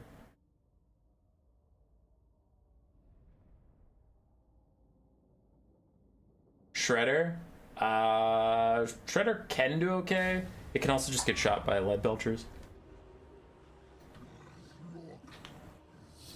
Alright, La Luna and Mecha time. La Luna is a Lizardmen aficionado. We have Skink cohorts with javelins, Skink skirmishers, then Cold and Spear Riders, 3 of those, 1 Salamander hunting pack, triple Croxagor, yeah, triple basic Croxagor, an Arc of Sotek, and then Mazdamundi on his toilet seat with Apotheosis and Net, the Bound Banishment. On the other side for Nurgle, for Mecha time, one of our new first-time players. I think this, he was mentioning this is the first tournament he's played in. So, welcome to the party, dude. We have the Frolickers Bubonic, some dogs and some Marauder Horsemen on the flanks. We have Kha'Zix again. Today is apparently Kha'Zix Day. Festering Stooges, Chaos Warriors, a Soul Grinder, and then a Demon Prince of Nurgle with Spirit Leech and Fleshy Abundance. Alright. Demon Prince is in. Going straight for the Arc of Sotek, trying to knock that thing out, but unfortunately he is just waddling behind it because Arcs, Bastildons in general are so freaking hard to hit. They have teeny tiny little hitboxes. And he even gets netted in place by Mazda. There's not a lot of punishment because the Salamanders, even if they shoot him, he does have missile resistance? No. Ooh, actually he could take some decent damage from them then. Low armor and no missile resist. Lizardmen very hard commit to this fight, though I don't know if you need 2 Cold One Spear Riders here just yet, as Kha'Zix and a Stream of Corruption take out a lot of Skinks. Demon Prince is still just chilling as the Soul Grinder takes a nasty volley from the Salamander hunting packs. You got to get these dogs in here to get rid of these guys, but it looks like the Cold One Spear Riders see that coming and they immediately disengage from the central fight, and they're going to run back here and make sure that nobody flanks these Salamanders so they can keep firing their deadly volleys onto the Soul Grinder, who's actually going to end up in a fight with Cold One Spear Riders. Things going a little bit tough for Nurgle right now, as their hyper elite build means they have to win the front line to really get anything done. I mean, 4 Chaos Warriors, the Festering Stooges, and the Demon Prince are pretty darn expensive. Soul Grinder, surrounded by these anti-large cav, is getting speared to death. As our last Ogre games goes. Oh, okay, so you can surround and kill a giant target. Got it, got it, got it. So Sky Striders, you just couldn't do shit about that. Demon Prince is still stuck in the main fight. Not getting a ton done. He's going to tear out these Skinks soon. But I still wonder if that's even worth it. Because he's after this Arc of Sotek. He's sick of that thing's shit. Fleshy Abundance to heal up the Soul Grinder right when it needs it. That is pretty good. I don't know if it'll be enough, but that is pretty good for now. The Demon Prince is the new target of the Salamanders. As they ready a volley for him. A couple shots get through, do a little bit of damage. Now he's going to rear charge the Cold and Spear Riders. This is fine. 2 large single entities versus these Cold and Spear Riders should actually do a lot of damage to them. Kha'Zix is about to get netted just as he was going to stop these Salamanders. And the backline peel from La Luna was really, really good. La Luna keeping those Salamanders nice and safe. You'll love to see it. And an Apotheosis in for the Cold and Spear Riders, though I don't know if it matters. Like, they are getting smashed by the Demon Prince and the Soul Grinder. They are not having a good time at all. The longer this goes on, the longer the Nurgle front line has to slowly start grinding through and getting that value and pushing the Lizardmen onto the back foot. Now the Demon Prince abandons the Soul Grinder. I felt like that situation was going much better when you were there. Uh-oh. Uh-oh.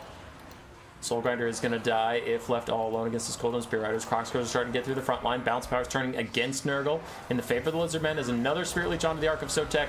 Fuck that Ark of Sotek specifically. Just that one. It is bad. So Spirit Leech it. Fecundity is out trying to keep the Soul Grinder of Nurgle online as the Cold and Spear Riders just keep punching through this thing. They have 0 kills and almost 2,000 value from fighting the Soul Grinder, the Demon Prince of Nurgle, and I thought they fought Kha'Zix for a bit. And they're like, listen, we haven't killed anybody, but we've got the most value killing literally nobody you've ever seen.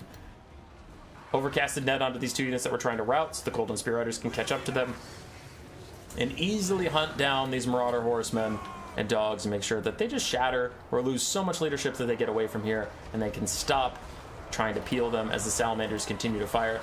Salamander's 927 value. Yeah, shoot that Demon Prince. Shoot him.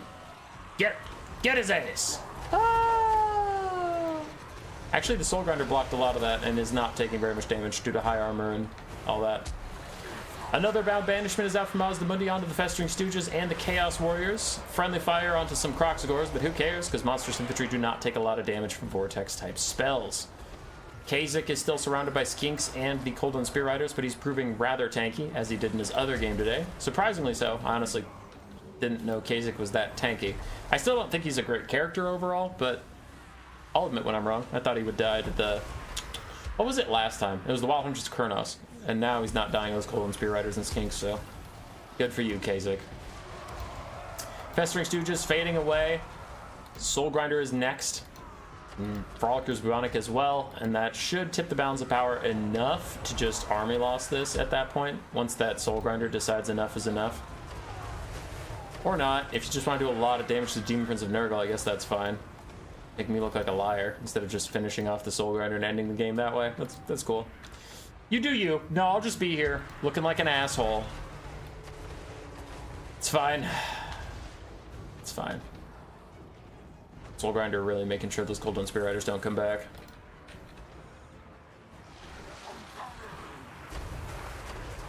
There is army losses.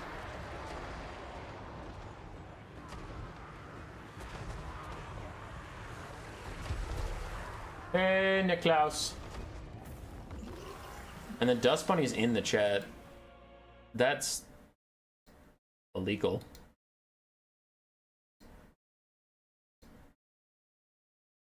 I don't think Dust Bunny can listen to a chat of a stream that they're in. It's called cheating, even though I'm only casting replays. Alright, La Luna! Good win. Slow, controlled. Always had a good handle on where the game is going. Cold and Spear Riders got the most value I've literally ever seen them get. Crocscores were around. They helped out. Salamanders did great. For Mecha time, not a terrible first foray into our tournament. Happy to have them. Chaos Warriors just kind of slowly ground. Festering Stooges did okay. The dogs in the skirmish cav got wrecked. And I don't believe in Kha'Zix, but I guess Brother Bear used them pretty well game 1, so maybe I should just shut my stupid dumb butt face mouth.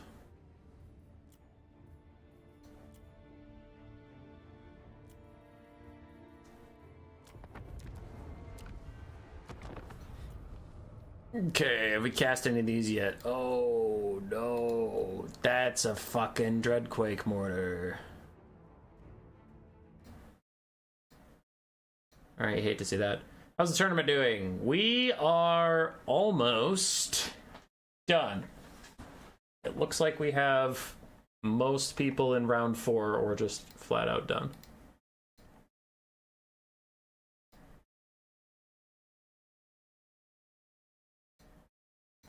Okay.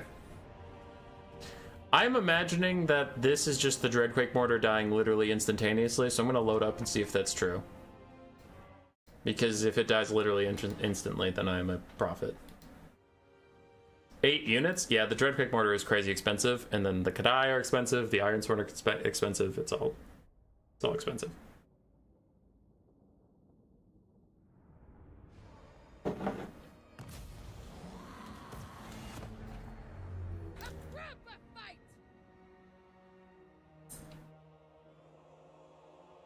I'm just curious if it dies instantly. It's not dying instantly. Okay, alright. I'll cast that one then. I was thinking about not casting it because if it dies instantly, then it's pretty bad game, bad life. Whitemen versus the glorious Dust Bunny Armada, Grand Cathay and Norsca. Dust Bunny, how did you let this happen? How did you not ban Grand Cathay?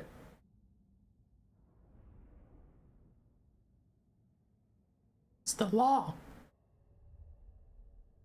Whiteman taking a bit of a spicy Cathay build, though. It's also risky versus Wulfric, who has Sea Fang. So what do we got? Grand Cathay.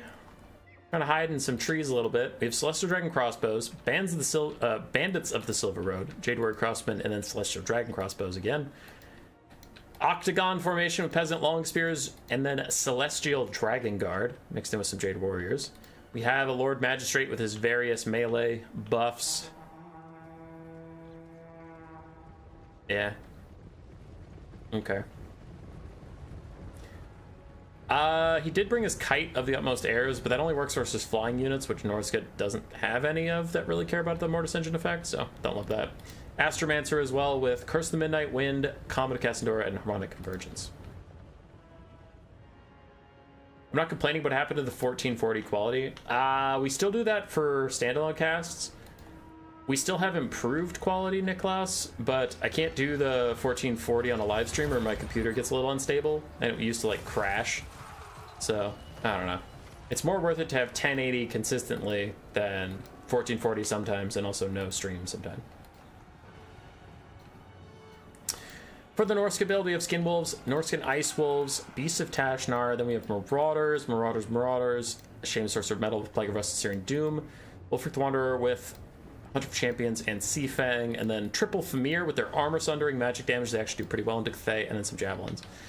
So now with our new player turns, we're pretty casual about the rules, but this Cathay box is too close to the white line. You usually need about 200 meters from you to the white line, just so that your opponent can flank without, like... You saw the dogs get over here, but if these dogs routed right here, they would instantly go off the map, which is pretty lame, because if you look at the actual... You might be like, why is that a rule? Because if you look at the actual map, I mean, dogs could easily run to this hill and then come back, but there's a white line here that just kills them instantly if they cross it. So, we usually try not to deploy so close that happens. Sea Fang through the back line, insta-kills a Peasant Long Spear, and he's trying to free up a place for his dogs to charge in. Meanwhile, the Searing Doom also lands on these Peasant Long Spears just as the dogs come in as well.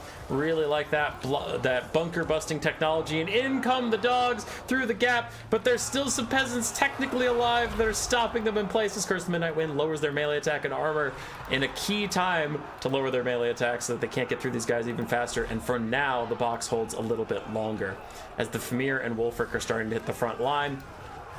Famir gonna hop in, shred that armor down. And they should get through here relatively quickly as the dogs have piled up. Now, unfortunately for Norsca, Jade Warriors have taken up their place with 75 melee defense due to inspired defense. They are chilling. The dogs have a very hard time getting through that. Another overcasted Searing Doom as Norsca is just entirely avoiding the Celestial Dragon Guard. They're attacking everywhere the Celestial Dragon Guard aren't, which I can appreciate.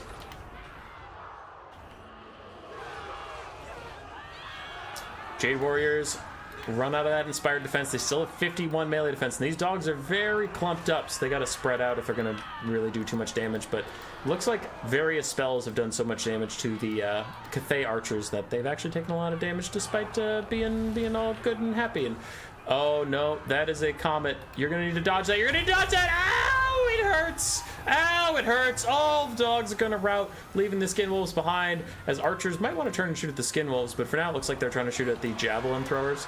Not the Famir Warriors, which I could appreciate. Famir are good in this matchup, dude.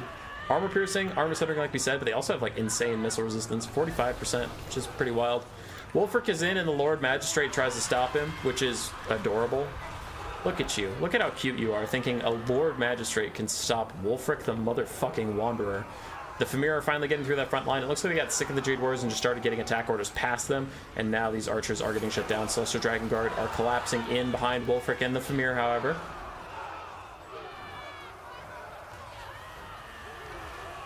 You should do an Nurgle game if you do a second of mine. I have other replays. I was just going. All right.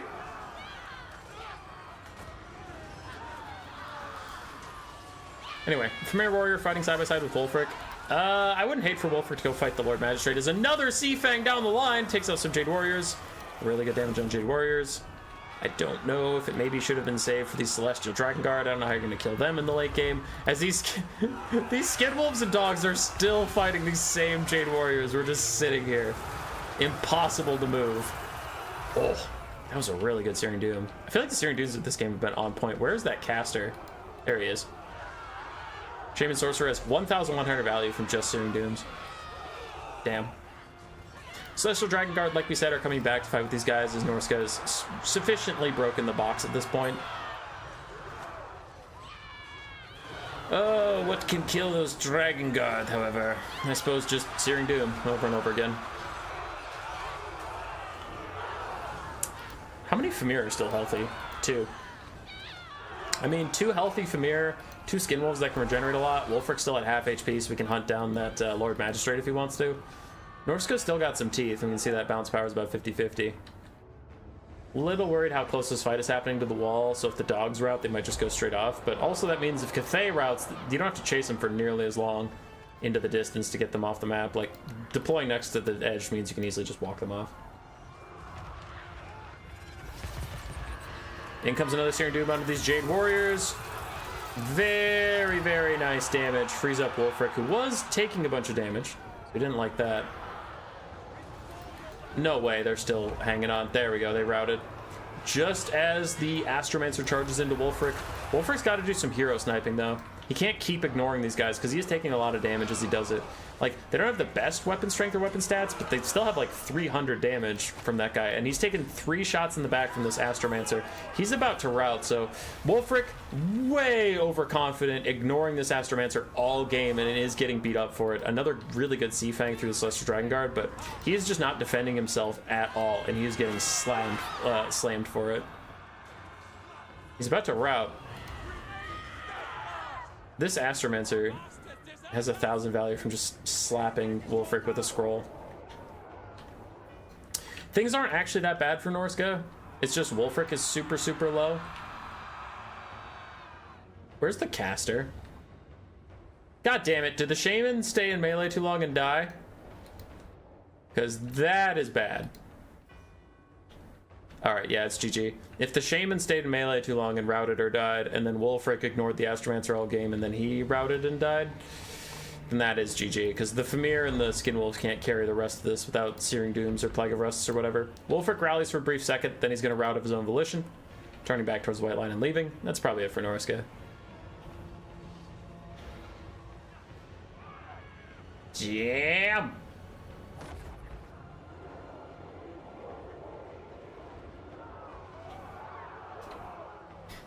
Yeah, Wulfric ignored his fate for too long. We're back in there fighting. We still have some Norscan forces with decent HP, but with Wulfric off the map, you can see their Skin Wolves' leadership is already blinking before they even enter melee. Favorite Demon Prince and why? Red Ogre, Svarik, Grand Vomitus, or the Slaanesh dude? Red Ogre, because he's hilarious.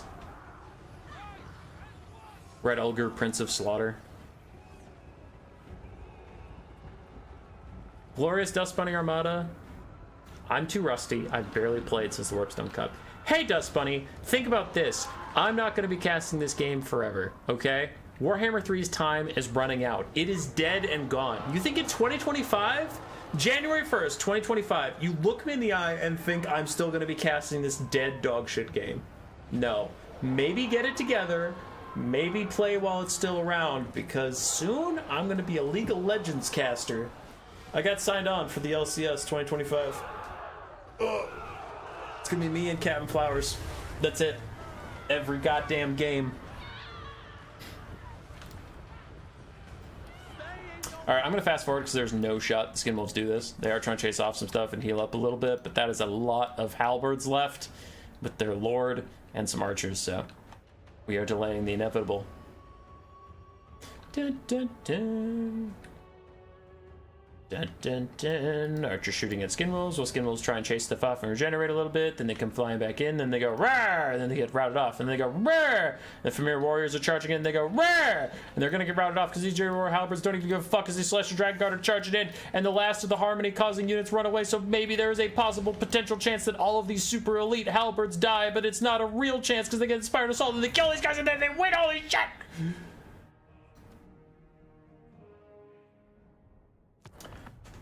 Betrayal. There's always Roblox or Total War Warhammer Roblox. There's always campaign. There's always my Karl Franz campaign. We love the Karl Franz campaign, don't we, folks? Alberts did pretty good. Whiteman, just a solid box build. I know the build isn't like super exciting. Everyone and their grandmother is sick of Grand Cathay boxes, but I'm not going to pretend he played badly just because I don't think the build is that like exciting or, you know, sexy or anything. It's just like, yeah, I mean, he played it well. Good box construction, good assignment of units. I like it. Good job, Whiteman.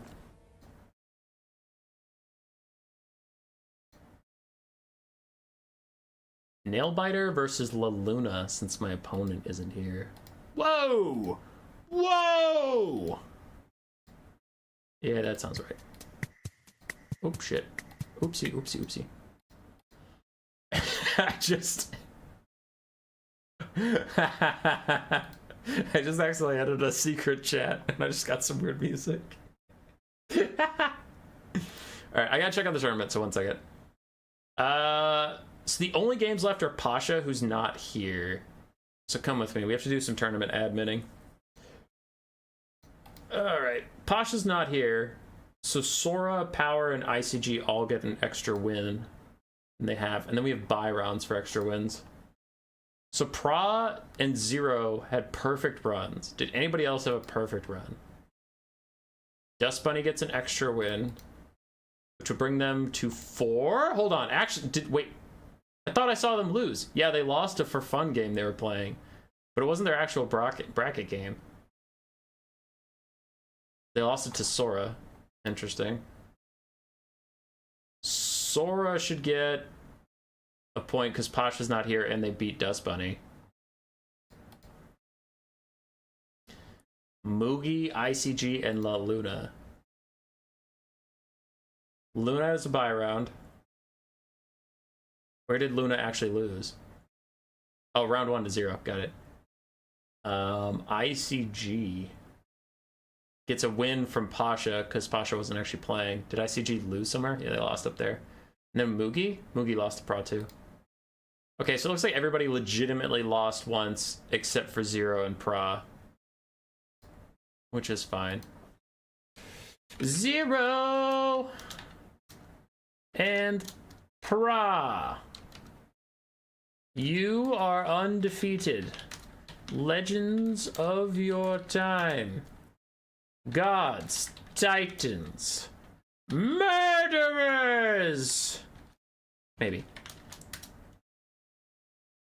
But you are tied. Please fix that with a tiebreaker.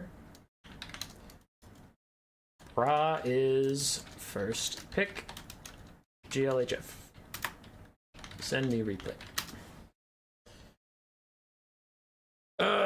Dust Bunny, what is this? Yeah.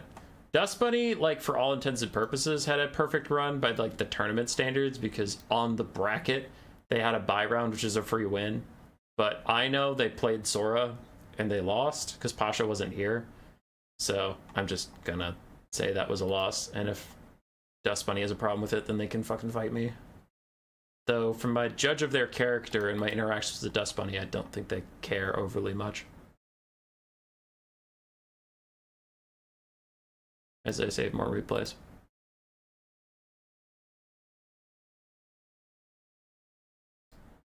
Alright, so we have a tiebreaker going on.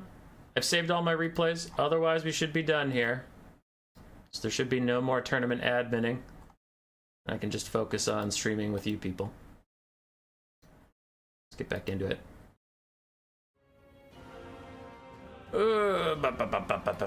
Demons of Chaos versus Beastmen. Luna versus Mecha time. Can you play the new player tournament with one faction only as a one-trick pony? You can, as long as your one-trick pony doesn't get banned by, like, the enemy player. Because each player gets one global ban where they're like, fuck Wood Elves, I don't want to play Wood Elves. And if you only play Wood Elves, then you might be in trouble. It depends. If the faction you one-trick is strong right now, you're probably fucked. If they're not that strong, you're fine. Like, if you one-trick Dwarves or Empire, you're not going to be able to play them. Like, they're going to get banned. I brought you back. Yes, I did. Okay, I was like, I brought you back to the right screen, right? How's Mukau? Sorry, how's Mukau? It's been too long since we've seen our sweet boy. He's good. He's good. He put on a lot of weight because we got him some medication. He was losing too much weight because he's old, but he's good now. Okay. For the Demons of Chaos versus Beastmen, Nurglings, Blue Horrors, Chaos Furies, Plague Toads, Pink Horrors. Wow, this is a true Demons of Chaos build. Like, it's just everybody's in the party. Screamers, Seekers, a Soulgrinder of Tzeentch, and a Herald of Slaanesh with Pavane. That is a really cool, truly unifying army. All the gods are represented. Wait, Khorne? No Khorne. Aw, get fucked, Khorne. On the other side for the Beastmen, Zongor's excellent pick into Demons of Chaos since their magic damage will bypass the physical resistance of demons.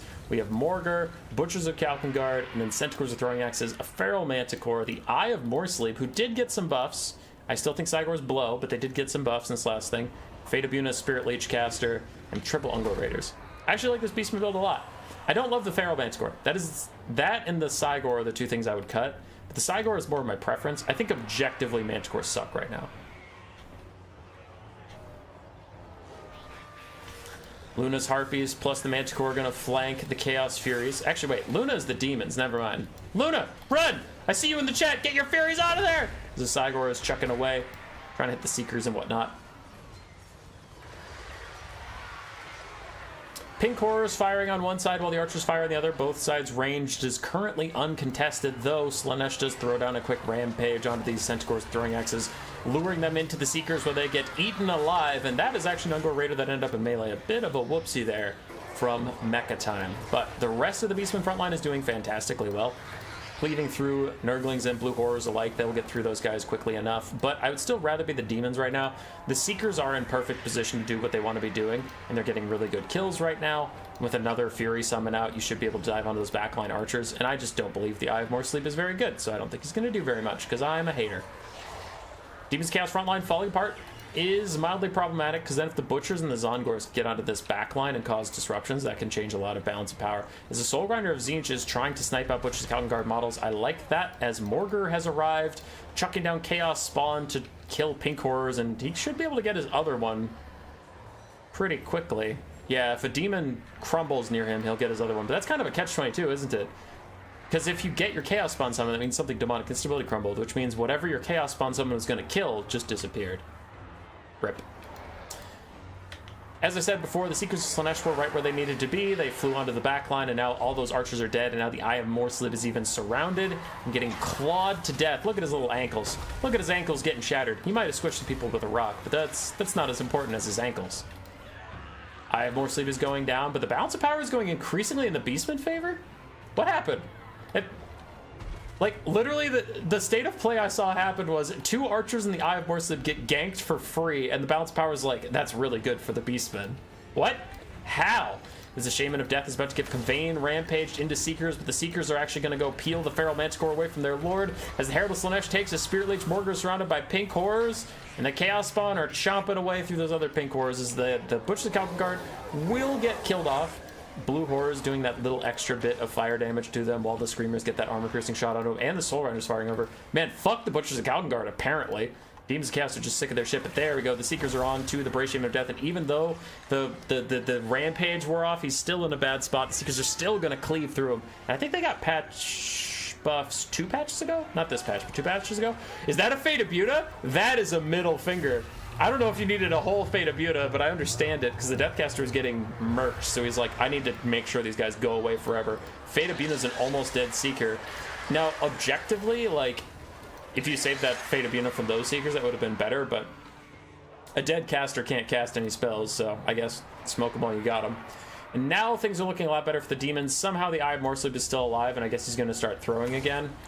As a Pavane tries to rampage the Brave Shaman just as he routes, so a little unlucky there from the demon side. But you have a full health Centaur, you have a full health Soulgrinder of Tzeentch with no ammo, but it's still full health, and you have a pretty healthy caster. Other than that, the demons are pretty much a spent force, but for the Beastmen, it's not like we're looking at a ton of healthy units either. Eye of Morsleep's nearly dead, Brave Shaman's nearly dead, Morgur's at half HP, and everything else is so tattered it doesn't really matter. What up, Tom Bombadil? Manticores are not great, but calling them off was a bit much. They're only 800 gold at the end of the day. Fair, but I think they're still bad. Dust Bunny, it is a tragedy. Do I remember, Dust Bunny, do I remember correctly? Were you in a finals and you played Kislev? For some reason that's striking a chord, but I don't remember if I remember that right. Gumbo, do you have any faction guides? Or anyone you suggest watching? Yeah, give me a second, Fernie. I'll show you something in a second. As it looks like Morgur is about to die. Here, the Slaanesh piles into him. And he still has a Chaos Spawn summon if he can get someone somewhere nearby him to Demonic Instability Crumble. But Seekers are going to finish off the Deathcaster. A Throwing Axe Centaur has been forgotten after routing at one point, and those guys routed early in the game, so that is a bit of a tragedy. They need to be brought back into the fold. Pavane going to rampage the Butchers of Calgard. Oh no, they're rampaging straight into the fight they were heading towards anyway. That's crazy. I mean, damage is damage, and you still take those. Don't you rout, Morgur, just as your reinforcements are arriving. Don't you fucking rout, you coward! You piece of shit! Call to Violence keeps him in the fight barely as the Butchers of Calgard get that rear charge in. And if they can get the Lord Snipe down, you can try and turn this around. Like we said, Morgur has a Chaos Spawn summon in the back pocket. He just needs something to crumble near him to get it done. Zongor's rejoin the fight. This is the final hope for the Beastmen. Can they get something to Demonic Instability Crumble before it all falls to shit? But it is not the case. It is not a thing. Morgur falls apart, and the Eye of Poop Slip still sucks.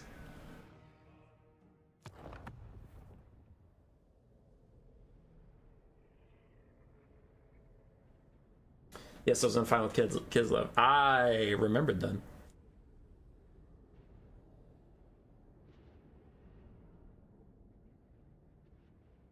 Okay. All right. Fernie, I will answer your question in just a second. Just a second, buddy. Pink Horrors did great. Seekers did very well, actually.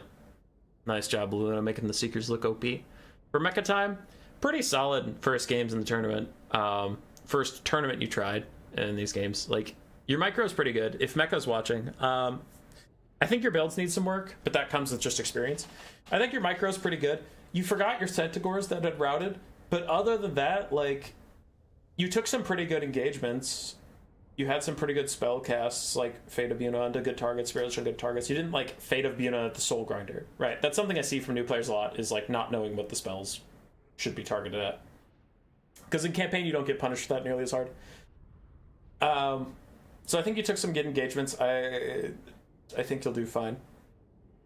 If you enjoyed multiplayer, hang with it. Because your builds, you can either ask people on our Discord for builds, or just, you know, trial and error, see what works, see what doesn't. Keep an open mind. Now, something some people can maybe get wrong, and it's partially my fault, is when I go through, I only look at the damage values and I say this did well, this didn't. I also acknowledge that there are some things that aren't going to get their value, and you have to assess the state of the game and see if they did what you wanted them to do. And that's the Eye of Morsleep for me, where it's like, even if this thing fights like Chosen and it gets multiple rock throws onto Chosen and then it pays for itself, and someone will send me that replay and be like, see, it's good now. I don't think it's good, because I think your opponent has to bring elite infantry for it to throw at, and it needs to hit them, and no one needs to go shut it down, and then it's good. I think that's too many ands to make a unit good. Whereas like Zongors, I thought they're fantastic in this matchup, and none of them are going to pay for themselves. Actually, one of them did. But that doesn't mean I think they're bad. It's just frontline infantry have a hard time getting their value out, but I think Zongors are fantastic. So, yeah. When you're trying units out, just like try and remember what you're bringing them for, and then assess if they did what you brought them for.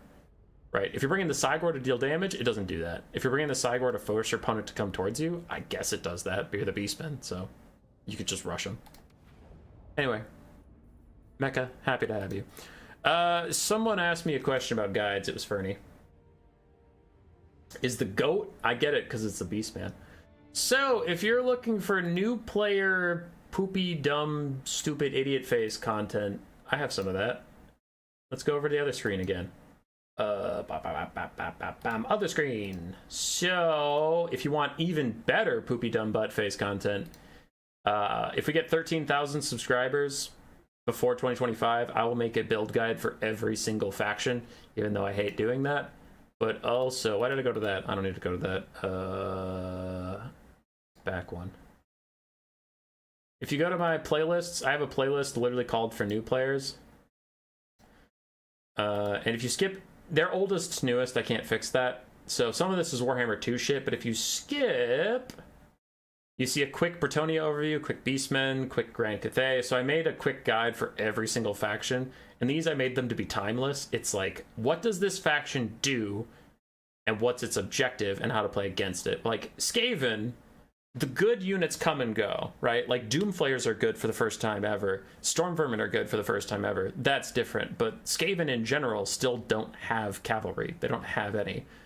Their monsters are still pretty bad. Like, they're meant to be bad. They're meant to be a defensive faction, and their leadership is their weakness. And even though Stormvermin are better than Clan Rats, they still have bad leadership, and the tactics I describe in the video still work against Stormvermin.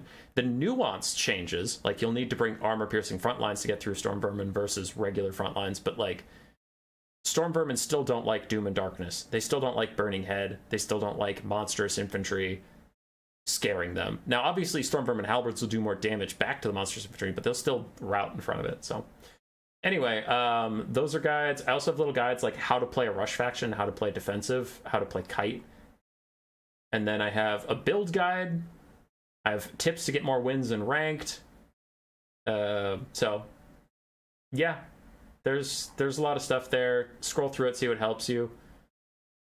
But, yeah, there's some good tips and stuff, things for you. So, you asked if I have build guides. Yes and no. If we get to 13,000 subscribers, I'll have specific build guides. If not, I still have a whole playlist full of shit for you specifically. All right, moving on.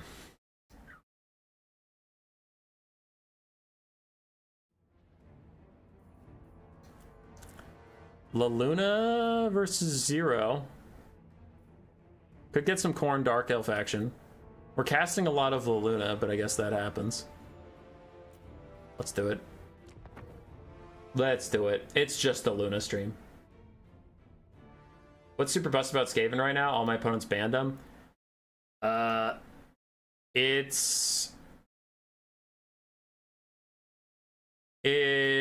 still good at all the stuff they were already good at. Globes are still insane. Their cannons are still pretty good. Their weapons teams are still pretty good. But then Warp Lightning Cannons got buffed over several patches, so now their artillery is really good. Night Runners and Gutter Runners got buffed, so now their kite is pretty fine for cheap.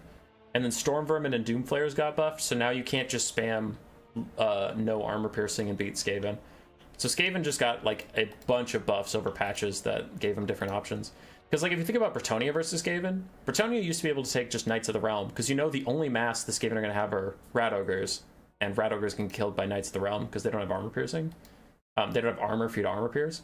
But now if you're dealing with Doomflayers, you need to mix in some Grail Knights or some Questing Knights, and that takes money away from your build. But you need to do it, otherwise the Doomflayers are just going to roll through your build. So yeah, Skaven got some pretty big buffs.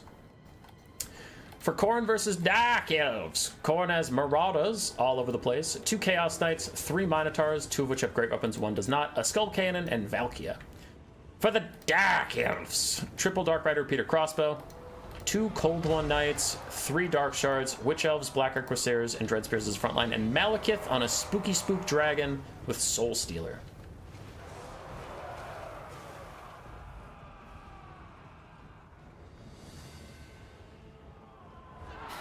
Cold One Knights with their fresh buffs. These guys are actually sauced as hell right now, and they charge back to the Chaos Knights of Khorne. Cold One Knights should do fine here, considering that the other unit they're fighting is 400 gold more expensive than them. They should trade just fine, but the other Chaos Knights are going to disrupt the Dark Rider Repeater Crossbows and the Dark Shards, so less damage coming out against Khorne, as the Skull Cannon did crazy damage to those Dark Shards off screen, and Chaos Warhounds of Khorne coming with the flank, so really good Khorne collapse in here. Things are going very nicely for the Blood God, as the Witch Elves, yes, Dark Elf player! Pops Witch's Brew right away, doesn't wait at all, because if you do, then you'll never get to use it, and you just route off the map immediately, as the Witch Elves are still going to route, but they're going to do a lot more damage on their way out because of Witch's Brew, even though the Skull Cannon is doing crazy damage to them. And this is a Khorne rush. Just non-stop attacking, blitzing through the front line as the Skull Cannon harasses the back line, then a perfect flank overload. I don't know what the Dark Elves could have done here, because that was just masterful stuff from Khorne. Really good collapse in. Malekith is a huge drain of funds, and honestly why you don't see him too much anymore is he's very expensive and stuff like this will happen, so he's gonna have to try and put the game on his back, but it feels unlikely. King of the Hoot Hoots, your build never fits the meta anyway. I'll allow it, but you are super close to getting banned. You're so close to getting banned, King of the Hoot Hoots. Sword of Khorne, maybe. I don't know if they've gotten enough kills quickly enough, but if they have one, it'll be right here. So we'll see. Coldwind Knights fighting back against Chaos Knights. Like I said, after their buffs, they do really fantastic stuff. And Minotaurs are still trying to catch Stark Rider Peter Crossbows. The Peter Crossbows are very annoying, but you do have to be very good to make them work. Like, I've played some top-level players, and they make Dark Rider Peter Crossbows super toxic and really hard for me to deal with. But if you fuck up even once, they just take so much damage, and they don't have 360 shooting, so you do have to get, like, really good attack angles. As Malekith gets a beautiful breath attack down the line, routes maybe 3 units. Now the Sword of Khorne is going to land here if it exists, because that's really the only infantry left worth doing that to. But Minotaurs charge through them. Don't even need a Sword of Khorne, just kill him. So now the Sword of Khorne is going to be here. We're tracking the Sword of Khorne, because it's the only thing that matters. As Malekith is actually trying to put this game on his back. I was being annoying earlier and just being like, oh, Malekith, you're so expensive. Put this game on your back, bro. But he's kind of doing it. Everywhere he lands is a good time, and his breath attacks have been fantastic. For Khorne, they're actually getting a little concerned. That Minotaur is so much balance of power, but if the Dark Shards get a solid volley onto it, it will actually melt before your eyes. And then aside from that, Khorne's actually not got too much left. Right? You got Valkia, who Malekith can handle. You have a Marauder, and you have a Skull Cannon with no ammo. But the Minos are currently in their best situation they could be. They're surrounding Malekith, getting good shots onto him. He doesn't have too much support nearby. The Dark Shards are getting peeled off by dogs. So while I said that the Khorne doesn't have too much left, I mean, the Dark Elves have even less. They have almost dead Dark Shards. They have a dying Malekith who's currently surrounded by angry moo cows with giant axes. And that is it, really, for their whole build. I think it'll be a GG. Good collapse in from Khorne. But good fight back from the Dark Elves. They didn't just roll over and die. They scrapped it out. Thanks for elaborating on why Skaven are strong, by the way. Yeah, whatever. Yeah, whatever, dude. You know what pisses me off? Is everybody comes to my stream saying, Human Boy, fix all my problems. Human Boy, do everything I don't want to do. And then they don't give me all of their goddamn money. That Minotaur got 2,700 value. And I don't mean some bullshit ass, oh, here's $5, I hope it's enough for you. I mean millions. I want millions of dollars. So I can buy 6 mansions. 6. A different one for each day of the week. 6 mansions. Each one bigger than the last. And then on the 7th day, because there's 7 days in a week, I'm homeless. Because I'm busy buying a new 6 mansions for the next week. I spend Sunday on the streets.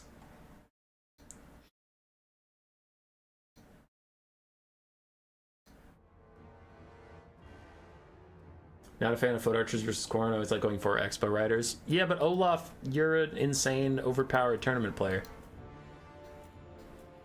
Let me just look for repeats quick, so I don't accidentally double cast any games. Seriously? No one sent me a game twice, even though some people sent me some suspicious games. And they're all made out of cheese. Oh, okay. Yeah, they're all made out of cheese. Let's go. The finals is done. We'll cast it soon, but I don't feel like casting it right now. So we're going to cast King of the Hoots versus Grismatic 34. Is this what my funds for that Skaven build are going to? Yes. Is this the Krusty Krab? Alright. Some dwarf action. Let's go. I'm down. This build doesn't look too degenerate. Here's the thing. I actually like Dwarves. I just don't like their current implementation in Total War because the meta way to play them is either like air cheese or a super tight box or hero hammer, and those are no fun. But like the concept of Dwarves is fun, and this is like a Dwarf build I can respect. We have Doom Seekers, Bugman's Rangers, a staunch front line of Dwarf Warriors backed up by minus blasting charges, a cannon, more Slayers, Rangers, and then we have a Demon Slayer with Felix at his side for some healing. On the other side for Nurgle, it is Plague Bearers and Epidemius. It's a thematic, silly build. Exalted Plague Bearers and Plague Bearers mixed throughout the Noxbringer, a Chaos War Shrine of Nurgle, and then we have a Herald of Nurgle? No, Plague Ridden, that's what you're called. With Rancid Visitations and Fleshy Abundance. Then we have Epidemius. Make these guys a little tankier. King of the Hoot Hoots, I know you, and I know you like your silly builds, but also, you should not take Children of Nurgle if you're taking 2 expensive spells. Oh wait, you have 1 spell, and it is expensive, so don't take Children of Nurgle. Lore passives are only worth it if you take cheap spells so you can spam them. Just a heads up. I'm not telling you to take a more serious build. I acknowledge that's just not what you want to do, but you still shouldn't take Children of Nurgle if you're going to take Rancid. This is interesting tech. I haven't seen this ever work, but the Noxbringer is reducing the cannon's ammunition, getting rid of the dwarf's retaliation. So the dwarves can't kill the Noxbringer if they don't have any ammo. That's kind of cool. Down to 6 ammo already for that cannon. Plague Bears are chasing Pugman's Rangers into the woods. Pugman's Rangers probably just going to try and kite it out and get away.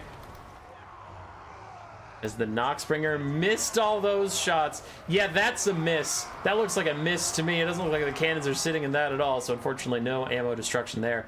The dwarves seem to realize it as they moved up a little bit.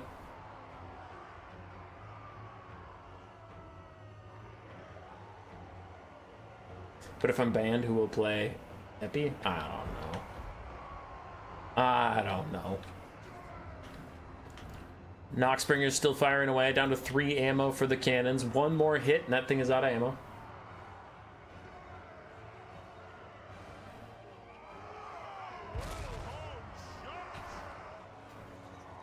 I'm distracted. I just wanted to see that thing run out of ammo, but I guess it's not going to happen, as Bugman's Rangers are assisted by the Doom Seekers, who come out of nowhere with their magic damage and anti-infantry. They should make short work of the Plague Bearers of Nurgle. As much as anyone can make short work of Plague Bearers, because Plague Bearers are tanky as hell. I don't think they're good units, but I will acknowledge that they are tanky. Cannon's down to 1 shot. Now at this point, the Noxbringer should just switch targets, because this thing's going to run out of ammo on its next volley regardless. So the Noxbringer should probably be shooting at Rangers or something. Plague Bearers are taking a bunch of damage. Exalted Plague Bearers moving in after throwing their little grenades. The Chaos War Shrine of Nurgle is trying to charge up, but it takes an awfully long time to charge up on dwarves. Dwarves don't die very quickly, so you kind of need your own units to die near you to get that. But the Plague Bearers in the forest are dying. And yeah, the Noxbringer actually switched on to the Rangers, so good targeting prioritization from King of the Hoot Hoots here. Using a unit I don't think is the best, but at least he's using it well. Rancid Visitation's overcast onto the Demon Slayer. Spell resistance helping him out a little bit, but still good damage. And if Felix is not nearby, Felix won't heal him unless they're in melee together. The Noxbringer just keeps changing targets onto the Rangers, getting those little vortexes going, destroying more ammunition. And Nurgle in a slap fight is much more dangerous than Nurgle being shot at. So getting rid of that ammo is quite nice, but I don't think you even win a slap fight with the dwarves, to be honest. The dwarves are slap masters. Look at them go. Little dwarves. Epidemius gets in range, pops his buff for his friends, debuff for his enemies, and then he's going to use that little explosion of his, too, on these dwarf warriors, I imagine. Otherwise, why'd he bring it? The cannon's useless. Slayer's trying to join the fight. The Rangers are still firing. Looks like some of them are firing with the Noxbringer. Probably just shoot at this Chaos War Shrine. Little Rangers. Little Ranger buddies. Because that Chaos War Shrine is going to be a nuisance for you if it gets into the late game, because it will charge up. It's already at 30%, and then it's going to heal all these Plague Bears and just make it even harder to kill stuff. The Noxbringer is almost out of ammo, so it's kind of already run its course. Like, the Noxbringer is not going to enjoy fighting the Demon Slayer in melee or anything like that. Heads up, Felix, get your ass over here. Demon Slayer needs you. No, the Ransom Visitation's unknown. This one's not overcast. It is undercast, but it looks like King of the Hoot Hoots is identifying that Felix is not in position, and he wants to kill this guy quick while Felix is still busy, because if the Demon Slayer gets over to Felix, he'll start slowly healing up, and then he's a nuisance to get rid of. So instead of waiting for an overcast of the Ransom Visitations, just chucks one out real quick to try and get rid of that Demon Slayer. Besides their lord, the dwarves are actually doing quite well. They're winning a lot of the melee fights. The rangers are still shooting, doing good damage. The Noxbringer is low. Chaos War Shrine's getting kind of low. And we have a full health Doomseeker and a Bugman's Ranger coming out of the woods to offer support. So if this Demon Slayer can hold on, and if Felix regroups with him, the dwarves are actually probably ahead. I would say they're winning this game at that point. As rangers get pushed off by Plague Bearers. Oh yeah, I forgot the Noxbringer also has ammo destruction in melee. So if he can catch the rangers that still have ammo, even in melee, he can actually take them out. Exalted Plague Bearers charging the Rangers. The Rangers going to kite back, fall back to the Slayers, who are a little late to the party, but they'll get here. They'll get here. They'll participate. That Chaos War Shrine still getting poked down. But this is the rough part. The Demon Slayer is about to die as Epidemius is chasing him around. I have never seen Epidemius be a threat to someone in melee, but when you're only a 400 health Demon Slayer, then yeah, then it's a little risky.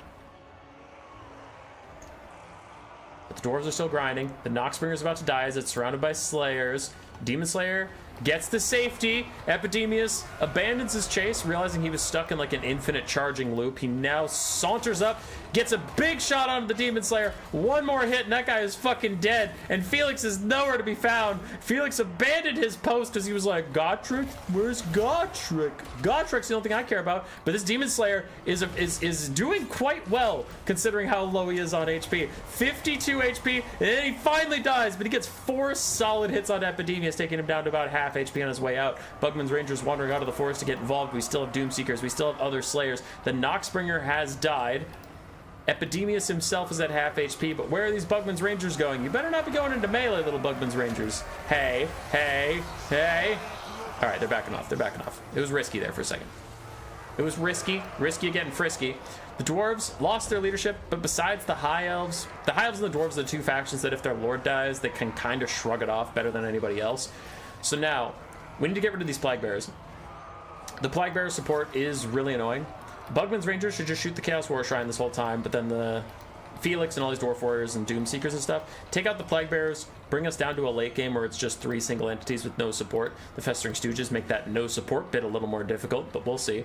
But the Chaos War Shrine needs to die. It needs to die. It's fully charged by now. Yeah, fully charged, so it's healing everybody around it. 0.1% per second, which sounds like not a lot until it happens to you. Then it's quite a lot. You still have a Ranger and a Bugman's Ranger with ammo, and they're firing in classic Warhammer 3 style. They get in a single file, and they stand around, because they're idiots. But that's just kind of like jank. It's just game jank. It is what it is. Felix in here with Karagul popped. Flaming attacks reducing the healing of anybody, but Felix is just a man. Ransom Visitations will kill his ass super fast. He does have slow healing when he's in melee. We still have Slayers helping him out. Where are the Doomseekers? Are they dead? Nope, they're not dead. They're fine. More Exalted Plague Bearers fading away. This Exalted Plague Bearer also close to dead, so we're quickly getting down to just the Nurgle blob. We still have Bugman's Rangers with a lot of ammunition, getting to safety, and they just need to fire in. There's no bad targets at this point. Everything's a good target. I would prefer you kill the Chaos War Shrine, but the Festering Stooges have their own healings. They're probably going to heal cap before you kill them anyway, so damage is damage. But we just got to get firing. So come on now. Come on now. Shoot into that there blob. Get him. Get their ass. Where's Felix? Felix is still fighting it out next to the Slayers, next to the Doomseekers. Epidemius chucks out another debuff. Oh no, my melee defense is lowered. Whatever shall I do, Nurgle, you stupid fuck? And the Rangers are firing. They'll never stop firing. Those giant hourglasses look cool, but they're also very much in my way for seeing how people's health bars are doing, so I guess I just don't get to know that information. As the Chaos War Shrine and Nurgle is continuing to get cleaved. Someone kill that fucking thing! I don't know what these Bugman's Rangers are shooting at, but it better be that Chaos War Shrine as it routes. Ransom Visitations onto Felix. He's got to get back into melee, so at least he can get some healing and get through it. He's got to pile back in. He goes for Epidemius. He's the child of legend. He's the hero of this story. It was Undercast. Oh, it was Undercast Ransom Visitations. Never mind. I don't give a fuck. Nobody cares about that. Locus of Virulence giving them more melee attack. Felix terror routes because he's a little bitch. The Festering Stooge's healing cap has appeared, as we all suspected it would. Still a lot of Slayers, still a lot of Doomseekers. Trying to cleave through these guys. The Chaos War Shrine gets to safety. It is still healing up, but at least it's not healing up everybody else at the same time. I think the Dwarves are going to win. Short work, short! Yeah, short. You heard me. I'm checking on chat. You guys can cast this game. It's just, it's a blob fight that'll end one way or the other, but give me a second. I do hate Skaven content. I'm sure the Demon Slayer would be the only thing to survive in the end. The Demon Slayer was the first unit to die this whole battle, wasn't he? I think he technically was. My house versus Lizardmen play is not actually in the tournament. Both didn't have an opponent in our fourth game. Okay, Luna. Alright. Zero, happy to have you. As always. Grismatic, hope to see you around. I think you maybe saw my message in Discord, you maybe didn't, but if anybody out there wants more new player stuff, like you want to play in something, but you don't play land battles, RTK's Big JP, just message him on my Discord. He hosts Conquest and Domination new player tournaments. So no matter what game mode you like, there's new player events out there for you, so don't you worry, my friends, don't you worry. Just because I specifically don't cast the Domination tournaments doesn't mean that it's not happening. The Dwarves are all of a sudden routing, which is weird. I don't like that, but Felix will come back. Some of these Rangers and Dwarf Warriors will come back. The Doomseekers are almost dead. The Slayers are also almost dead. And that is a little concerning for these Dwarves, because that's your unbreakable stalwart line that just holds while these archers fire in. As the Chaos War Shrine is about to rout again, but if Fecundity comes in, and soon this is not going to matter. The Festering Stooges are nearly heal capped. The Chaos War Shrine and Epidemius are almost heal capped too as Felix piles back in. It's going to just start doing damage to these guys. At this point, we've gotten this far in the game, you should focus all your efforts onto the Festering Stooges just because they're heal capped. Earlier, it would have been smart to kill the Chaos War Shrine, but at this point, whatever. Just kill those Festering Stooges, get rid of the support, and then Epidemius and the little Plague Ridden are on their own. It's probably too late. The Dwarves are starting to fall apart. Not enough Slayers to keep holding the line, and all their Dwarf Warriors are cycle terror routing away. Felix tries to hold his ground. He's down to 2 leadership, but getting hit in the back and knocked down might be a leadership debuff enough to get rid of him. It is. Army losses is getting super close, and that'll take these guys out. The Bugman Rangers have just been sitting on the sidelines and firing literally this whole time. Got like 1400 value, but Nurgle's too thick. I think that is the end. I think that is the end of all things. Any chance of another 2v2 pro versus new player? Maybe, but it'll be a bit.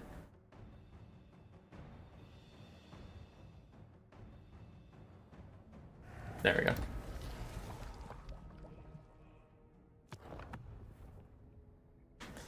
There we go. King of the Hoots pulled out a win with Epidemius. Turned into a bit of a blob grind, but it happens. I liked the use of the Noxbringer. That was really cool. Pretty cool tactic to get rid of the Dwarves cannon. For the Durfs, they were super close to winning. I think if Felix had just grouped up with this guy much earlier, so he provided some healing for that Demon Slayer, that could have been huge. Other than that, I think he did about the best he could have. Wow, the cannon still actually paid for itself despite losing all of its ammo right away.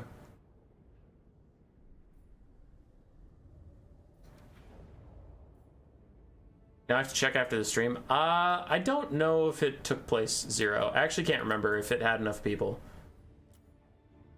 Because I remember not a lot of people signed up. That is double Soul Grinder and a bunch of Halberds versus a bunch of Spears. So I'm going to skip that one, Prawn. Hoot hoot, sorry. Sorry, not sorry.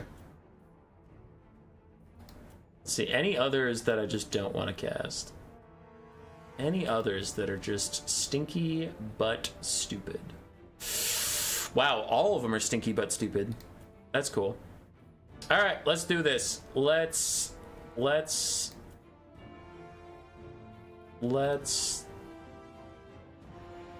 do I want to cast the finals or do I want to cast random fun games? Let's cast the finals. Some people here are looking to go to bed. Some people here are sick of my garbage. This is the final for the tournament. Pra 2 had an unbeaten run through the tournament. So did Zero the Fool.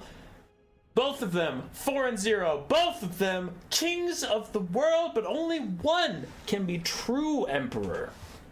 Looks like Pro 2 is betting it all on the Vampire Coast. 0 is betting it all on the Dark Elves with Rakarth and a frickin' Charybdis. I'll cast the other games, don't worry. I'm just gonna cast the final quick here. And then we'll go back to the fun and silly games. I've gotten a lot of messages. Are any of these like Grace being outside the house telling me to let her in?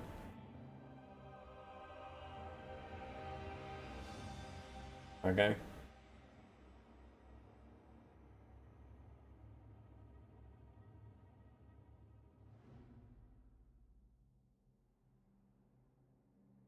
Cool. None of those are important right now. So I just texted the people and I'm like, leave me alone. I'll respond soon. Alrighty. For Pra 2. No elves? Pra. What is this shit? Okay, I'm upset. Pra is trying to win the tournament on not elves, which is heresy. We have 2 mortars and a carronade, a bunch of handgun mobs, double depth guard, and a front line of zombies with 2 Morngulls to defend the flanks, and Noctilus on a peg leg? Hold on. Something ain't right. Hang on. Dark Elves versus...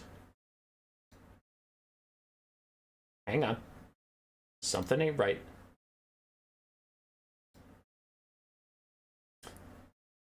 Huh, Human Boy, yes. Videos, latest, 6 hours ago. An ad. Hey. Huh! Is that Count Noctilus on his fucking peg leg? Versus Dark Elves? You stole my build!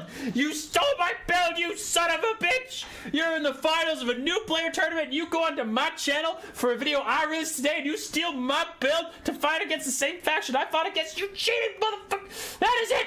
This man is banned! I don't think Human Boy's very funny. I hate when he gets all screamy. Yeah, whatever. Yeah, whatever. Alright, we have Nocti Noct with his summon and Invocation to Heck, and nothing else. On the other side, for the Dark Elves, the Zero the Fool, we have 2 Dark Riders that are trying to flank, but they ran into Morngulls. Now, if that looks silly to you, remember, Morngulls are stalked, so as far as those Dark Riders saw, these mortars were wide open, and they could get a free charge onto them, and they got surprised by Morngulls, so that's actually pretty clever to have a stalked unit defending your backline. For us, the Dark Elf build, we do have Rakarth on his dragon with a bunch of harpies. I brought you back over here, right? Yes, I did. Good. Rakarth on his dragon with a bunch of harpies. We have a Charybdis, then a Sorceress of Fire with Burning Head, who is being left behind currently. Triple Dark Shards, and then a bunch of Bleak Swords and Dread Spears. What kind of ads have you been clicking on to get served for that? Wouldn't you like to know?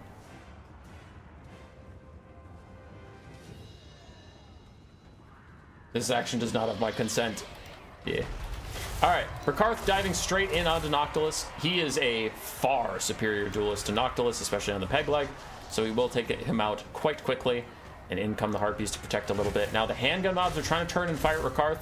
There is some hill action going on though, so not all the handguns can actually see what's going on. This is a pretty desperate action by Rakarth, really trying to take down Count Noctilus. He will get shot in the back though, so he needs to be a little more careful about this. And Zero, unfortunately, his Vanguard forces and deployment got way ahead of the rest of his force, and he unfortunately forgot his Burning Headcaster in the far back, the tactical reserve Burning Headcaster.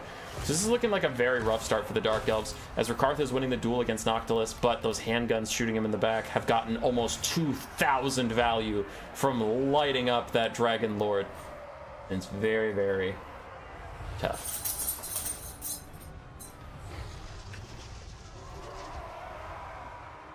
Now, the bounce power is somehow not terrible for the Dark Elves yet, and the Dark Shards have gotten in range. The Burning Headcaster, still not remembered just yet. I thought I saw her movement up or something, but Morngul's peeling the backline. Noctilus is going to heal himself up quite a bit as a breath attack comes down from Rakarth, who is just trying to stay away from those deadly handguns for a while. The Charybdis rampages through the handguns, doing a lot of damage, and now it's wandering back here. It's like, it's my turn to fight Noctilus. Whee!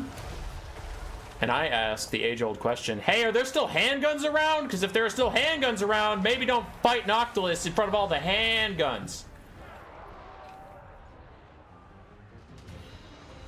Not using the caster. That's your finals tech. This is plagiarism. Alright, I'm worried about Rakarth. I hope he doesn't die. It looks like he's going to go for another fight with Noctilus.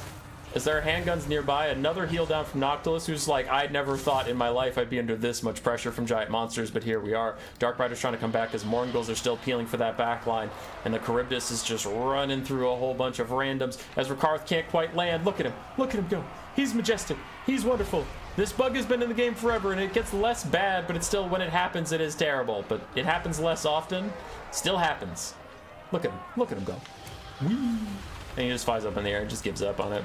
Dark Shard's still firing as best they can, while some summons disrupt them and cause some problems. Burning Headcaster's coming back. Rakarth is still trying to find something to do somewhere as another summon is out from Noctilus. That is a lot of summons out, my friend.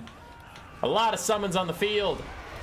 As the mortars and the cannons getting run down, the Charybdis is running out of leadership, but it's still doing good. It's a breath attack from very far away. Hits the depth guard, but it hits the very outside of the depth guard, not the inside, because that's unlucky. And Noctilus is like, hey, bitch, you might have beaten me in melee, but I can beat you with a cannon, he says, and takes forever to fire, so he doesn't fire, and then Rakarth lands on him and gets shot in the face by a cannon. He's going to try and trade as best he can for now. The Dark Elves are close to army losses as the Burning Headcaster is finally here. She's here. She's about to turn this whole game around as Noctilus is still fighting Rakarth in the background. Has Rakarth died?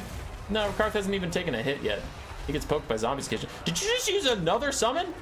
Calm down. And he heals Noctilus again. Man, Pratu is not happy. He's not going to let Noctilus die. Burning Headcaster does chuck out a Burning Head. Does a little bit of damage to something, somewhere. I wasn't paying attention.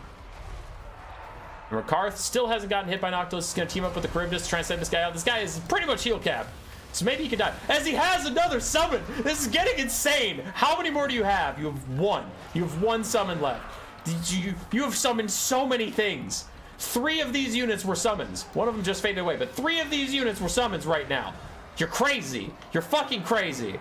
As Dark Shards are cutting out the depth guard, but Morngulls are here, and they're tired of these Dark Shards getting away, so we still have 2 healthy depth guard, a healthy Morngull, a healthy Noctilus, though he is heal capped, and he's lining up a shot to shoot Rakarth in the face. Looks like he already did that one point, because Rakarth is now to 900 HP as he charges back into the zombies. He is taking a lot of damage. Beastward's Gaze is giving him a bit of leadership that he desperately needs, and the Charybdis and him are trying to snipe out Noctilus on top of all of these summons, but more Morngulls are coming back. There's a second healthy Morngull that wasn't here till now. Rakarth finally routes. The Charybdis is going to rout, and that'll probably cause army losses as soon as that white flag appears above that thing's head. There it is. And there's the army losses! I knew exactly what was going to happen because I'm a legend. Also, word for the wise, don't forget your Firecaster.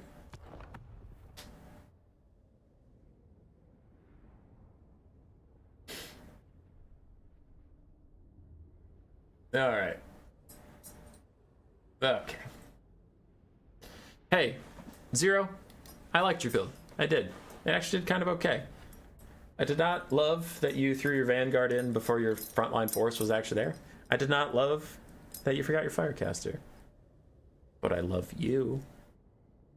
Will you marry me? Nope, too far. Too far. Reining it back. I have a wife. I have kids. I have Hazel. Listen to the jingles. Those jingles? Those are Hazel. She's here. Hi, buddy. Hi, buddy. Oh, my goodness. Oh, my goodness, you're so cute. Oh, my goodness. Who is this?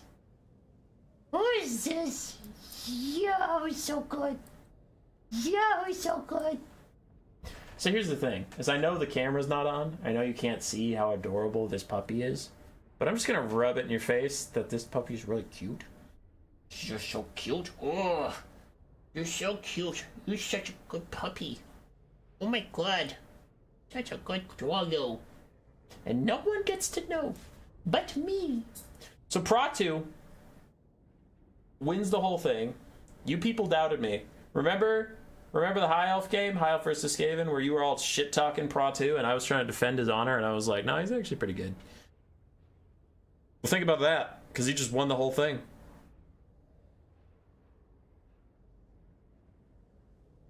Oh, Olaf for League of Legends is a joke. Hey, which handgunner is the one that shot Rakarth for most of his HP? Is it the one with 2,200 damage value, or is it the one with 300? As for Zero, Rakarth actually did okay, so I think if he hadn't YOLO'd into a bunch of handguns, he actually might have been really good this match. Charybdis did fine too. Pretty sure Hazel is better at this game than I am. Alright. Alright, we'll do it. We'll get her done. Everybody brace your ears. 3, 2, 1.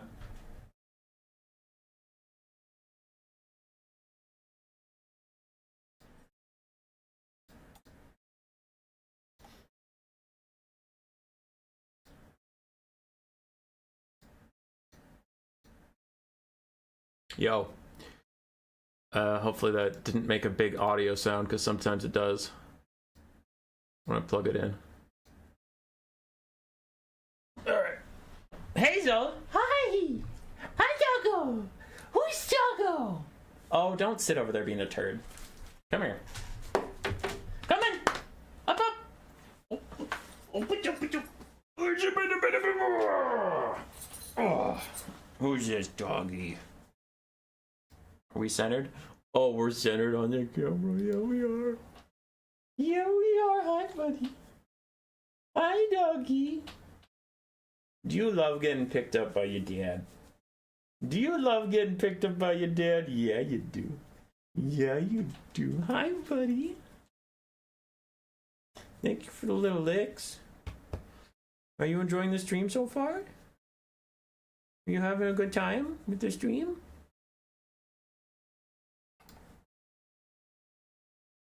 This is my puppy, and she's going limp, which makes it hard to keep her on a lap. Who's this puppy? Who's this? Who are you? Are you a dog? Boop, boop, boop. Look at this dog.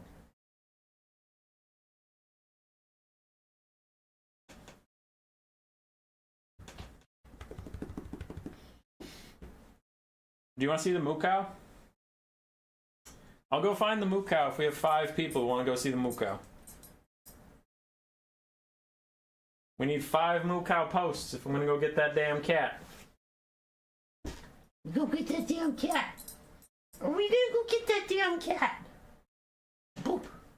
Boop. Boop, boop, boop, boop. Alright, Olaf's got 1. Boop. Scott got 2. Def's Kit's got 3. Boop, boop, boop, boop. Uh-oh.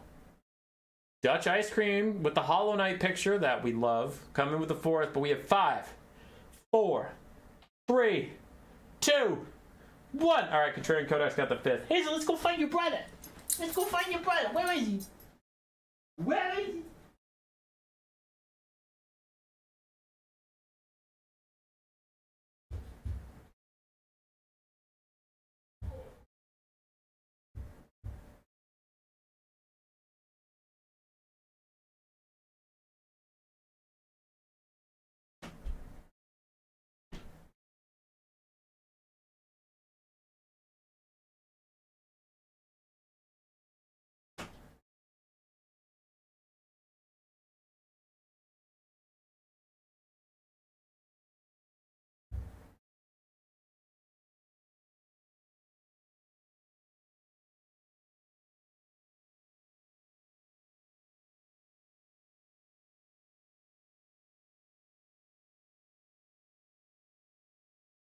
I'm coming. He was on the other side of the house. So it takes a second. Ah. Okay. We have the poo cow. We have him. He's here. We got the poo. He's a good little man. And he lost a lot of weight because his thyroid wasn't working correctly. We got him some ear cream, and now he's gained a lot of weight, and he's got a good layer of fat because he's getting older. I think he's somewhere between 13 and 15 because he was a stray, so no one knows how old he really is. But you obviously don't want him to be obese because then they have heart problems and liver problems and stuff. But you want a little bit of fat so they can stay warm, but also as they age, they're going to lose that weight. So you want them to have weight to lose, otherwise they'll you know, get healthy quicker. So we got the moo cow, and he's a good boy. And Hazel's bothering the moo cow because she's a good lady. Thank you for the little licks, but I'm giving the moo cow love now. Ain't about you.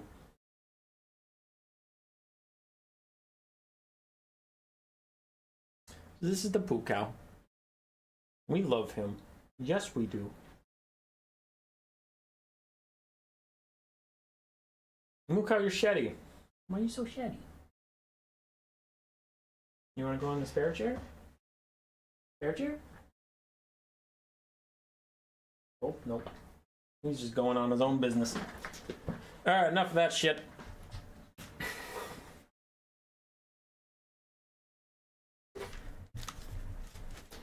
Hello! Let's get back to some content, huh? As I make sure my mic settings are all still okay.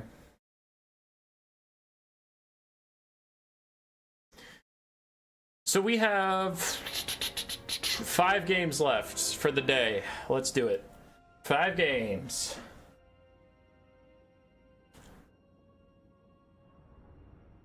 Back to campaign it is. Now, we still have some replays to go through. Just took a little break for the animals. For the imdibamdables. Pra2 versus King of the Hoots. We previewed this earlier to make sure it wasn't just a one-sided shit show.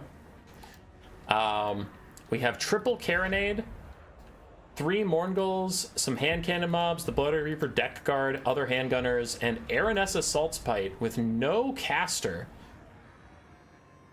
versus the Chaos Dwarves. No caster. Interesting. Dreadquake Mortar misses its first shot. On the other side, we have Infernal Ironsworn, backed up by Infernal Guard, double Cathay Fireborn, Caster of Fire with just Burning Head, and then the Dreadquake Mortar on a Skullcracker mount.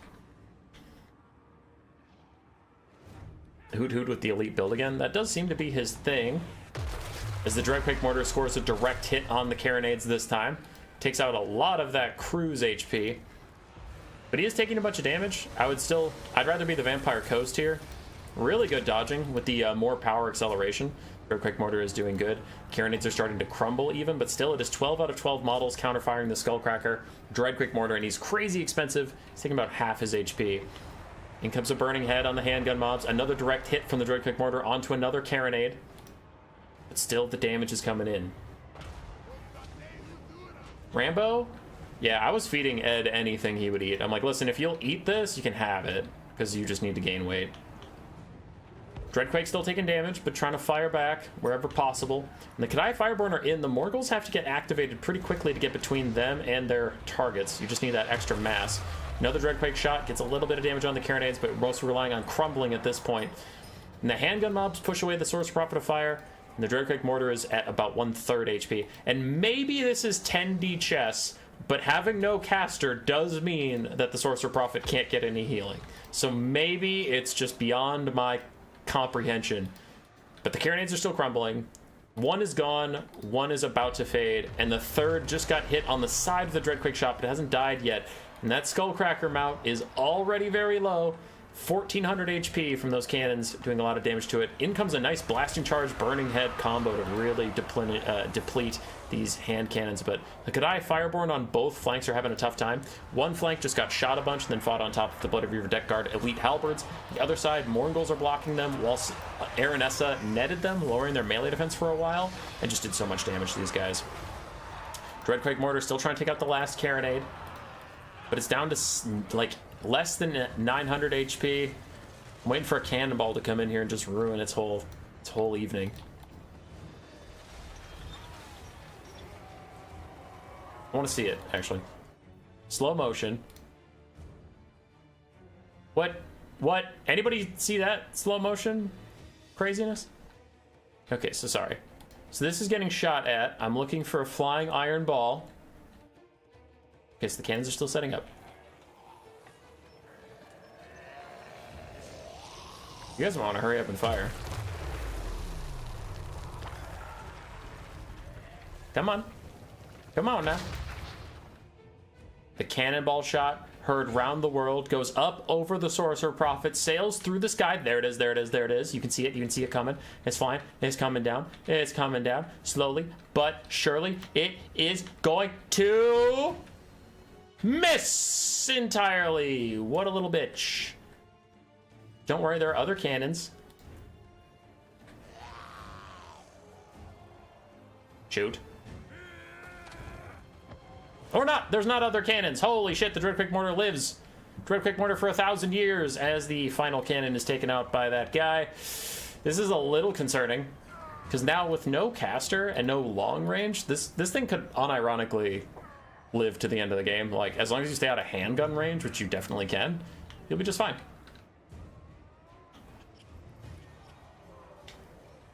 Was it Michael Bay? I don't know. Which...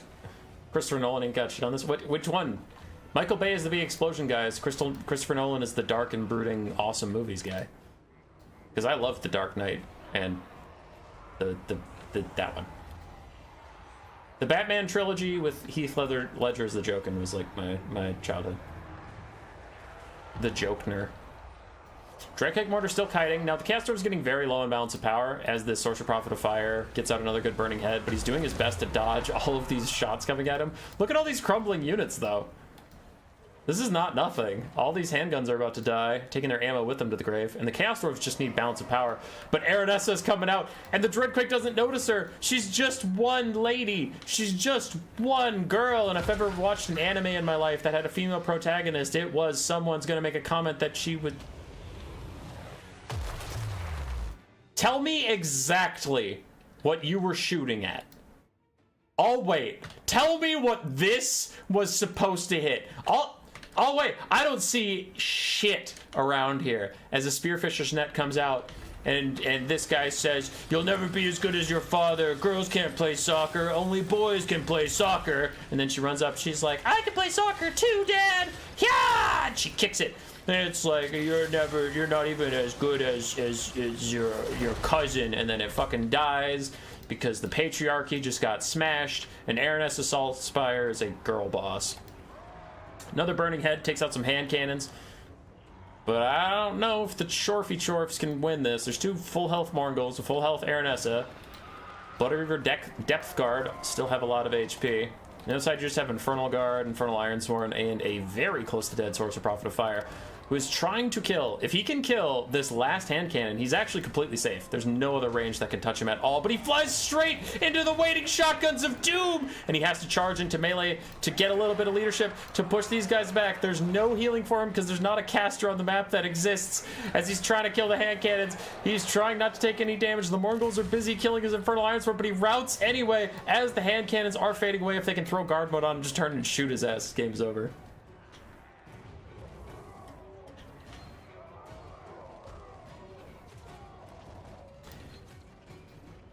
Sorcerer Prophet's getting shot by shotguns. I honestly don't think he can rout with that much HP missing anyway. Sorcerer Prophets aren't exactly known for being like high elves and they come back with nothing. So now we see if the Chaos Dwarves can grind through these Morgul's and Aranessa.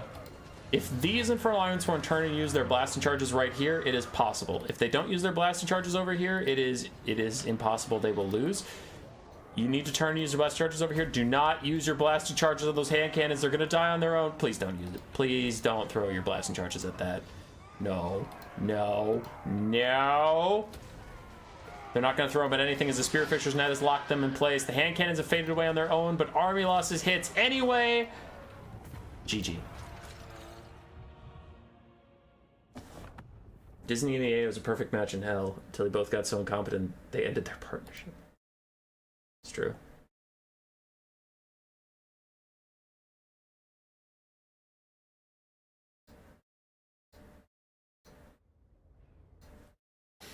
Alrighty, Pra 2. That was close. That was a little close for my liking. I was spooked. I was scared. But they clutched it out. They're the protagonist of this stream, so it makes sense. King of the Hoots. The evil bad guy. Cackling in their tower, spinning on their chair, steepling their fingers and drumming them menacingly. Lost. So all is well with the world. That is more Vampire Coast versus more Chaos Dwarves. Skip for now. We'll come back to it. Come back to it. Who keeps texting me about things? ICG versus La Luna. We love La Luna. Stop texting me about things. Stop it.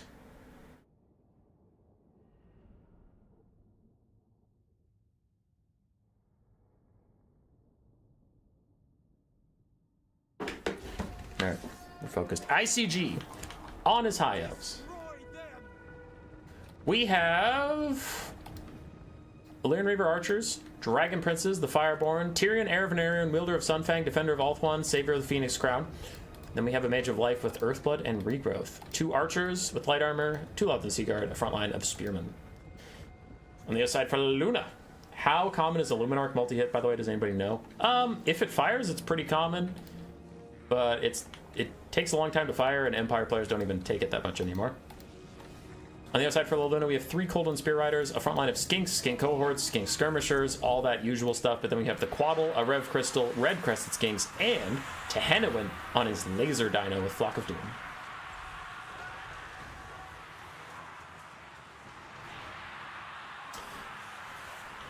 In comes the Rev Crystal. Currently, Archers are trying to shoot it. Get rid of the Source of Healing first. And that is a good Sunfang. That is a really good Sunfang. Down double Skinks. Yep. Fantastic Sunfang. We love that. But we also love crazy Sky Laser blasting over the Lightning Lizard Serpent to kill a bunch of Elven Archers. Because that's how good of a game Warhammer is all those statements are true, as the laser actually hits another archer for a bit, and the bound chain lightning does a lot of damage to a lot of the secrets. So actually Lizardmen using the shit out of their spells right now. Tehenowin thinks about fighting Tyrion. That is a fight he should not take. Please don't take that fight. Please run away very quickly. Good, he is going to charge into some Spearmen and cause some disruption instead. Meanwhile, the Fireborn delete an entire Coldwind Spear Rider, and a second one saunters up to the fight, ready to take another shot at this. The Quaddle is causing a lot of disruption. The Dragon Princes and the Fireborn are going to have to carry this game. Something the High Elves are used to saying these days, but it doesn't make it any less true. These guys need a regrowth real bad. They've already lost half their models, and they're starting to lose more as their HP has fallen far enough. We have a little bit of Illyrian Reaver Archer support, but it's not enough. They need more. They need more support as a chain, not chain lightning. That is an Arenen's Thunderbolt down along the Seaguard. Sucks to be these High Elf Archers, as there's an overcasted regrowth onto the Fireborn, who are down to about 1/3 of their models. They don't love that, but they do like the healing where they can get it. They're still losing models despite all the healing. The Skink Jabs, the friendly fire from their Illyrian Reavers, and fighting the Coldwind Spear Riders was too much for their little bodies. They lost a lot of models. They're trying to even out now. Where's Tyrion? Where is Krell? There's Tyrion. He's trying to help his Dragon Princes run down some random Skinks, because that's just the Tyrion way to do things. Coldwind Spear Riders retreated away from a fight. Looks like the Dragon Princes didn't want to let that happen, so some of them got distracted by Skinks, but the other ones are focused. And Dragon Princes can easily tame mini Velociraptor dragons.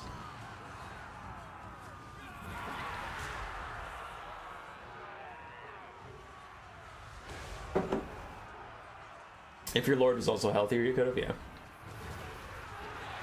Alright, you guys are all talking about the last game. I'm talking about this game. I'm talking about the game right in front of us, right now. I never congratulated Pra 2 for winning. That's my bad. Pra 2, good win. Congrats. There we go. I don't want to forget, because I keep forgetting. That's all I do is forget. Tyrion's still fighting the Coldwind Spear Riders and supporting his Dragon Princes. They need that support. They're getting pretty low, as the Fireborn are also quite low. Can Tehenowin and the Quaddle carry this? The High Elf Archers are nearly a depleted force, thanks to the Quaddle's good spells and Tehenowin's lasers. I guess we still have Illyrian Reaver Archers, which are fine. They're solid. Tyrion's going to be a menace this game. I don't really know how the Lizards plan to kill him, but we'll see as the game stretches on. Good Sunfang down the line. Lots of damage to lots of Skinks.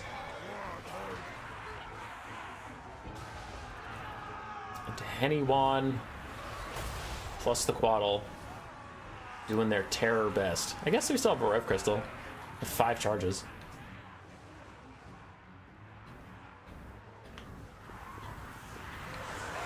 Yeah. Dragon Prince is getting another heal. This one is a regrowth onto the regular Dragon Princes, not the Fireborn anymore. They'll finish off the Coldland Spear Riders, and then probably the Skink Cohorts run those guys down. So the High Elves want to try and slow this down a little bit, get more healing out, charge more infantry, run them off the map. The Lizardmen just want to get fights wherever they can and attrition these High Elves with Tehenowin's Flock of Dooms. Court of Sotek going to beat up on some High Elf Spears. Buffed up Red Crested Skinks should outdo the best of Ulthuan. Spooky, scary lizards. A little too spooky, a little too scary. I have a question to answer, so I will do that quick. Pra2 in Discord said they're going to miss this tournament. This turn's going to miss you, Pra. Missed your High Elf play. So Lizard's still sauntering around trying to find good fights. Dragon Princes want to avoid Tehenowin at all cost. Lizards are pretty far ahead of the balanced power, however. I don't know how you kill Tyrion, but besides that, they're doing okay. Tehenowin plus the Quaddle should be able to take out the Dragon Princes in their depleted state. They're getting another regrowth on those guys, but still, they only have 17 models. So there's only so much healing can do for them. They're probably actually going to stop healing in a second when all of their models get to max HP, but the bar itself won't reach the healing cap because each model is going to be fully healed, but there's not enough models to actually do the heal cap. I don't know if the regrowth is going to hit it, though. There it is. See, they stopped healing. Regrowth is still going, but they stopped healing because they had maxed out all their models. Hey boy, how is Terrence? He's still alive? Terrence is still alive. Yeah, he's right there. We love Terrence. As Tehenowin completely bodies the Lifecaster, all of a sudden gets 2 or 3 hits in a row on her. She Earthbloods herself and the Fireborn. Well, Tyrion charges in to get rid of those King Cohorts. But again, Tehenowin, the Rev Crystal, and the Quaddle need to stick together and just stop the High Elves wherever they are. But unfortunately, Lizards can't do too much about losing all their random Skinks. Like, they, in a weird way, they kind of want all their Skinks to hurry up and die so the High Elves quit having excuses to not fight them. Because the High Elves like, oh, I'm busy killing one of your other Skinks. No, dude, I'm busy killing one of your other Skinks. I can't possibly fight Tehenowin and the Quaddle. And Tehenowin and the Quaddle, and these guys are like, come on. Come on, buddy. Just fight us. Freaka appreciating the Lizards while High Elves keep running down Skinks wherever they can find them. Hazel's chasing the cat, as she do. I am gonna ×2 speed just until this like chasing stuff around and healing phase ends. Tyrion does get a brief little fight with Terrence. He doesn't like this 2v1. Pops Faint and Riposte for extra melee stats, but balance of power for the High Elves is a little bit tenuous right now. Losing extra damage onto Tyrion is not going to be good for them. He doesn't have a high weapon strength. To kill Tehenowin, he would need, let's say he does 400 damage every swing. He would need to hit Tehenowin 23 times to kill Tehenowin. That's pretty rough. Sky Laser from Tehenowin through the spears and Lothern Seaguard that are trying to support. Maybe knock them down a little bit. Take them down a peg. As the Fireborn charge in, Tehenowin's getting healed up by a Rev Crystal. The Fireborn try and back out. They do lose a couple models. And the models are most of what matters right now because these guys have gotten so much healing that it's like, if we could just take out models, they're going to be an ineffectual force. Mornley and Reavers charge in. I don't know if the High Elves can kill all these big dinosaurs. Terrence is getting pretty low. The Quaddle's at 2/3 HP, so unless Terrence can get some quick heals off onto that before he dies, I'm a little suspect. Fireborn getting another regrowth. I honestly don't know how much it's even going to heal them. With only 11 models and they're so close to their heal cap, I don't know how much a regrowth's really going to do. Not that there's too much else to spend that Winds of Magic on. Tyrion has his own self-healing. I suppose, ooh, yeah, you should have cast on those Dragon Princes. 20 models and a much higher heal cap. It's undercast. Okay, that's fine. If it was overcast, that would definitely been a waste. But undercast, it's whatever. What up, Tequila Sunset?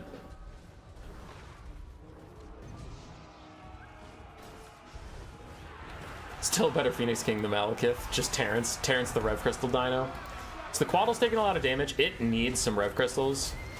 Out of these three Rev Crystals remaining, I don't want to see a single one go on to Tehenowin. Yeah, there you go. Heal up that Quaddle. Because balance of power is your best friend. So unironically, the best thing to do is get Tyrion low and then ignore him and just damage anything else so that he doesn't get that Heart of Avalorn proc, because then you can just army loss cheese these guys and win the game that way. If Tyrion gets his big heal, then you have to actually kill everything, and that's a little suspect because Tyrion's doing fine into these big dinosaurs. He is getting the damage out just slowly as the Fireborn are ground into a paste. The rest of the High Elf Cav are finishing off the cohort of the cohort of Sotek. Not used to talking about those guys. Cohort of Hwaddle are much more popular these days as Tyrion continues to take damage, but the bounce power is getting a little better for the High Elves, which is concerning for Lizardmen as they're about to lose their last Red Crested King supports. They're down to just these 3 monsters. But that's also, it is a positive in a way.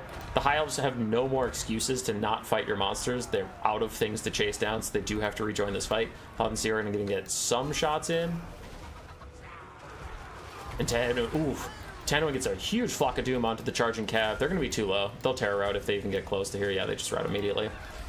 Other Dragon Prince trying to charge in, the Fireborn trying to charge in, and the Quaddle even dives out to help chase these guys down, get rid of a lot of the Sea Guards. So far, the Lizardmen playing very well. And the High Elves are no slouch either. The High Elves have been doing fine, but I really like what the Quaddle's been doing so far. I might even like it if the Quaddle just went and fought a lot of the Sea Guard to get rid of those guys and stop the extra damage coming in, but nice rear charge on the Dragon Princess, lowers their leadership enough for them to terror out. And there's a Rift Crystal onto Tehannowyn. I'll allow it because he actually took a lot of damage, so that's fine. But this is getting concerning. This is the problem. I've said it multiple points. I didn't know if anything could kill Tyrion, and I didn't know if Tyrion could kill all 3 dinosaurs by himself. It's looking like Tyrion might be able to kill all 3 dinosaurs by himself because this guy has a giant heal hidden behind him. I actually 100% think the Quaddle needs to peel off. It needs to kill all these other guys because your only hope is to army loss Tyrion. He's winning this melee fight so fucking hard that your only shot is killing him with army losses and not letting him get that big heal. Because if he gets the big heal, you are completely fucked. And he's currently messing up the Quaddle. The Quaddle's got to get away from him somehow. At this point, the Quaddle's got to run behind Tehannowyn to get into the sky. And then when it's in the sky, it can fly over Tyrion, but it's not going to be the case. It routes, which is a disaster, and Tyrion's still taking damage. One more hit on Tyrion and this game is over. Unironically, if they hit Tyrion another time, it is bad for the Lizardmen. I am so scared. Please don't hit Tyrion. Hit anything else. Don't give him the heal. Tehannowyn, no! Don't give him the heal. Kill the Dragon Princes. Kill the Mage. The Lord Seaguard around and kill everything else, but not Tyrion. Just leave him low. Just leave him low. The Quaddle tries to come back, but it routes again. Does the Rev Crystal have a heal and can it throw it on the Quaddle just to get another model back in here? It only has 1 heal left. Tyrion is so low, and he can terror out. Tyrion is not ITP. Please don't hit him. Please just hit the Mage. He's trying to. Tehannowyn's trying so hard to hit the Mage. Nobody give Tyrion that fucking heal. No, it's over. It's fucking over. He got the heal. Terrence, you beautiful, stupid bastard. Terrence hits Tyrion while Tehannowyn's trying to rout the Mage. The balance power swings massively in the favor of the High Elves. And Tyrion's gonna do it. He's gonna kill all 3 dinosaurs. Everything's routing for the High Elves. None of it matters. As Tyrion's now in a 2v1. He might even be in a 3v1. But I don't know if that Quaddle will stay. Tehannowyn doesn't have cold-blooded. He can't actually give it leadership. He just has focus instinct, so he stops rampages, which is very different. Now the Rev Crystal, do you have any special auras? No, not really. Okay, you don't have special auras.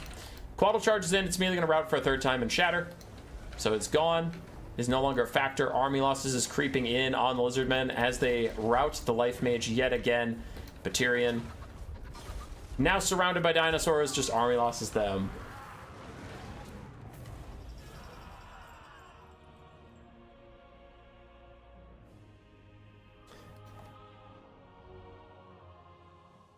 These last minute heals are such a weird thing. Yeah, Tyrion got his big ol' heal. 3,800 damage value for him. The Dragonborn did fine. Dragon Princes and the Fireborn was what that became.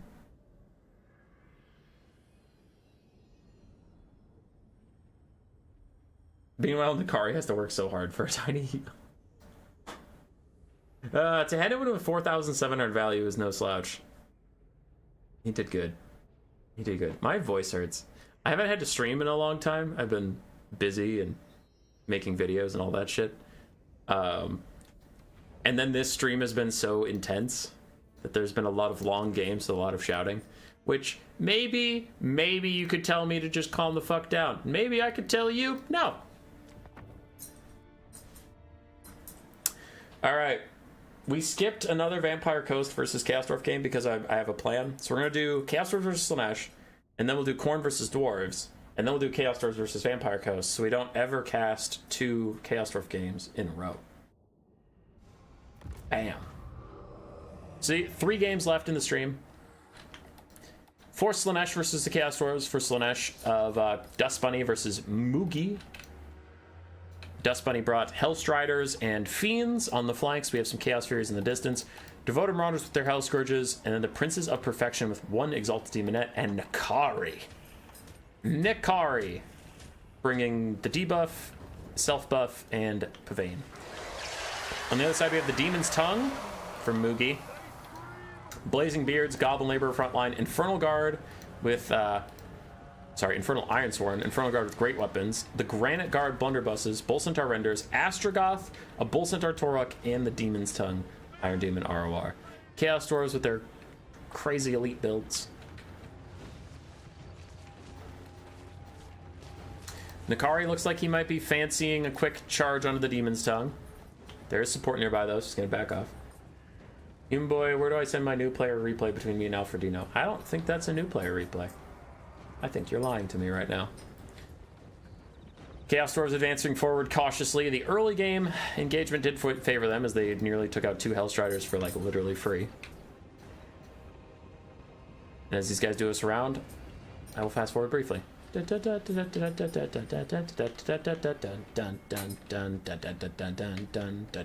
Rampage!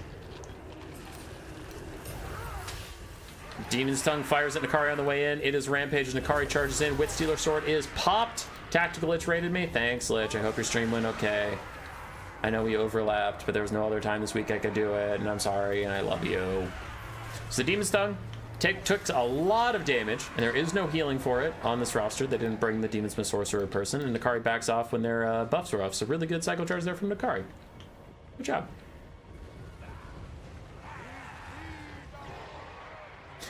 Demon's Tongue still taking a bit of damage, and these Bull Centaur Renders might be overextended as Nakari and the Fiends are going to charge back into them, get a bit of damage out here. Hellstriders and the Hell Scourges all pouring into this back force just to offer a bit of a buffer zone between the Bull Centaur Renders and safety. Nakari is doing a lot of damage to them. The Bull Centaur Torok is taking this fight, which is also a bit suspect. The Granite Guard get caught up with Chaos Furies of Slaanesh, but a Flamestorm in from Astrogoth, nicely dodged from the Chaos Fury, is going to try and get away as the Granite Guard barely cling to their leadership. Some friendly fire from the Flamestorm, but it was better than just dying to Furies for free.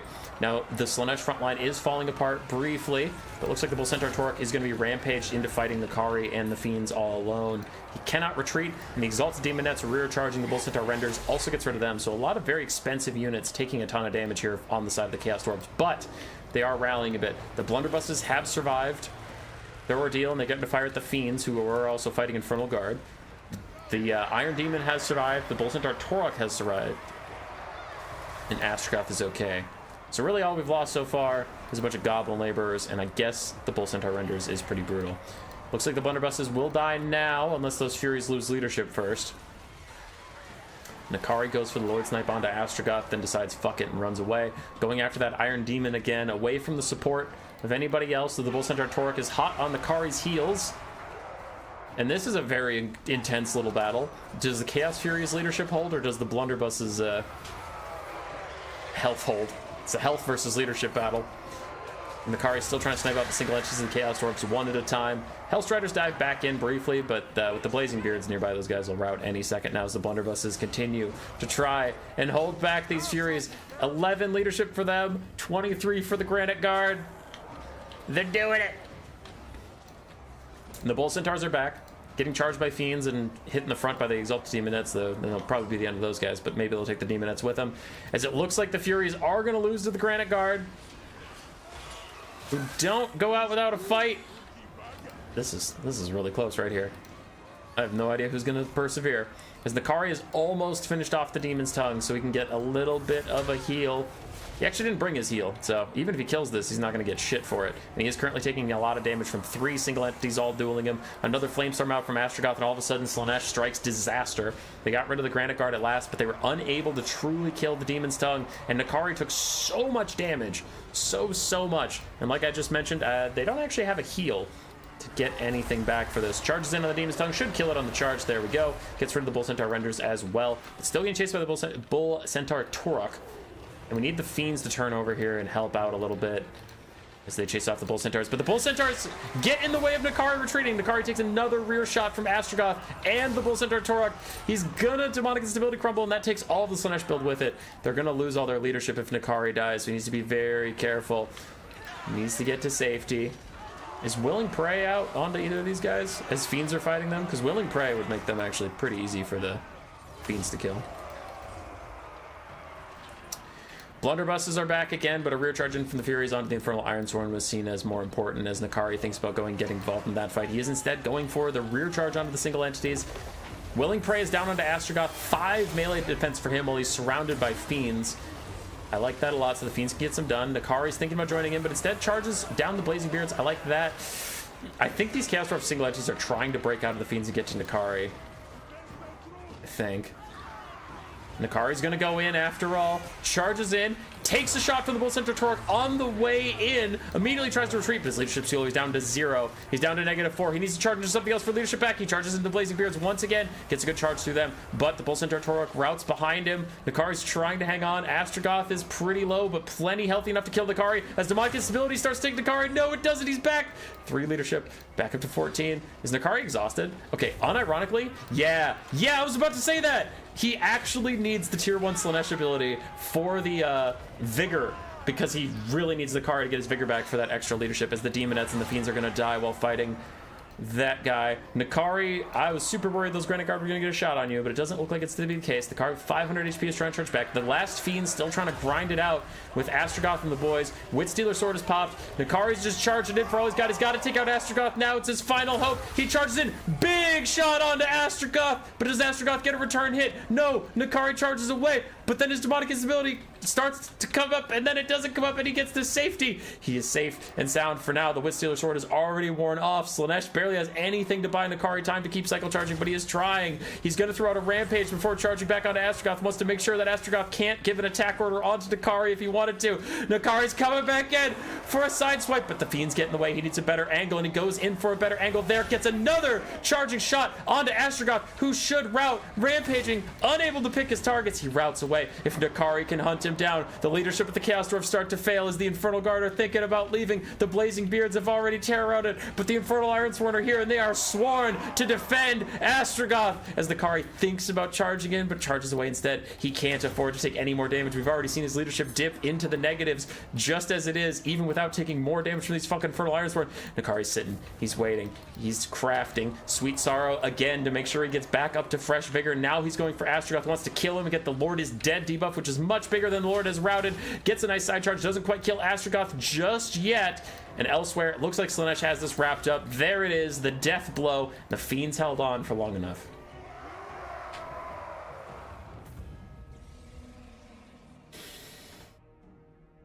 Whoo! Whoo!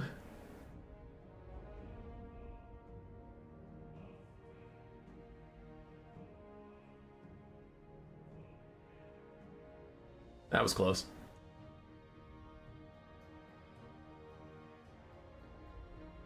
Just tuned in, that was sick. That's been this whole stream, man. There's been a lot of really good games.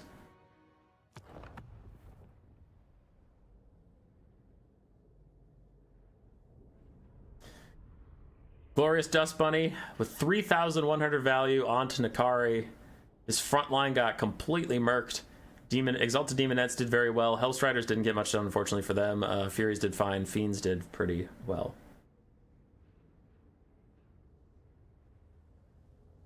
On the other side, from Mugi, we have 1,800 value for both Astragoth and his Bull Centaur Torok.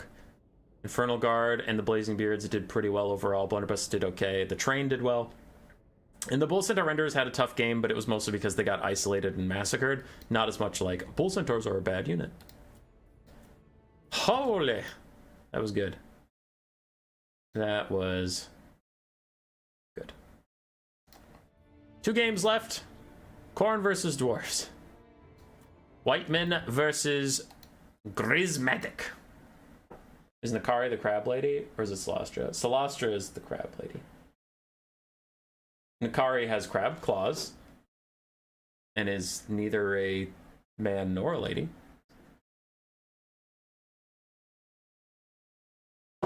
Oh. Okie dokie. Derfs versus buffed up Khorne. We have a skull cannon, some Chaos Warhounds, Exalted Bloodletters and Chaos Warriors of Khorne, the Hellforged Host, Minotaurs with great weapons, Spawn, and a Herald for extra melee attack. Are Hellseekers doing better? You'd have to ask someone who actually... Sorry, Hellstriders. You'd have to ask someone who actually plays Slaanesh, but from my viewing experience from casting games, no, they don't seem to be doing particularly well. Frontline for the Dwarves is Longbeards of Dwarf Warriors, minus the blasting charges, Iron Drakes, and then Rangers, a Bolt Thrower, and Slayers in the back line. We do have a bit more of a Hero Hammer, Thoric Ironbrow, a Dragon Slayer, and Felix.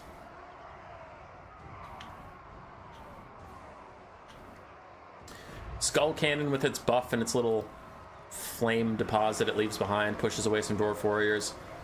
As Minotaurs are going to charge into Longbeards, that collision damage does a good amount to Longbeards. Those are tanky lads, they ain't going nowhere quick. And the Minotaurs are a little bit ahead of their front line. Want to be careful about that, as now the Rangers are just going to shoot them for a little bit for free. Deadly Onslaught is out. It's the Herald of Khorne. Motorbikes through some miners, disrupting them so they can't use their blasting charges on the Bloodletters. The Bloodletters is the main thing that this guy's trying to distract from, so that the blasting charges don't kill all these elite, expensive troops. Hellforged Host have joined, and all of a sudden those Longbeards are dead. The Hellforged Host offering a good bit of damage versus Dwarf infantry. And I'm actually super concerned for the Dwarves now that these old Bloodletters got onto the front line without taking too much damage. Bolt Thrower is trying to counterfire the Skull Cannon. Might not bother. It's already almost out of ammo, so it's going to have to come to you anyway. Dogs are sneaking in. Unfortunately, the dogs won't do really that well against dwarves. I guess Rangers don't have high armor. I was thinking those were Quarrelers. Yeah, they'll kill Rangers fine. Spawn disrupting Dwarf Warriors, but already the Dwarven front line has collapsed. And they don't really have a secondary. It's not like a box or something where they have Iron Breakers or something waiting to be pulled up. As Bloodletters and Exalted Bloodletters, after their buffs a couple patches ago, absolutely cleave through Dwarven infantry. Slayer's trying to run down dogs, Minotaurs have gotten onto the Rangers, and Iron Drakes continue to fire, getting actually pretty solid damage down on these Chaos Warriors. Bloodletters keep trying to cleave their way through. The Bolt Thrower is now counter-firing against the Skull Cannon, though I wonder if it is too little and too late. Slayers are moving up to get rid of these Minos and dogs, which is fine. But I worry that this Hero Hammer for the Dwarves is going to just get kited out. Like, this Herald never has to get caught by the Hero Hammer if he doesn't want to. He's way faster. And this is bad. The Hellforged Host surrounding Thoric and beating the shit out of him is a tragedy. He really needs a Rune of Wrath and Ruin. He needs to overcast it on himself so he can clear out these guys. Otherwise, he is just going to die. The Dwarves are in disarray. The balance of power favors the Dwarves right now. I definitely don't. Just from the state of the game, I would way rather be Khorne right now. But maybe I'm on drugs, maybe I'm delusional. What is the best counter to Khorne that's not S tier? Vampire Coast can do okay. Ogres can do okay. Dark Elves can do okay. High Elves. High Elves, actually. High Elves do very well into Khorne.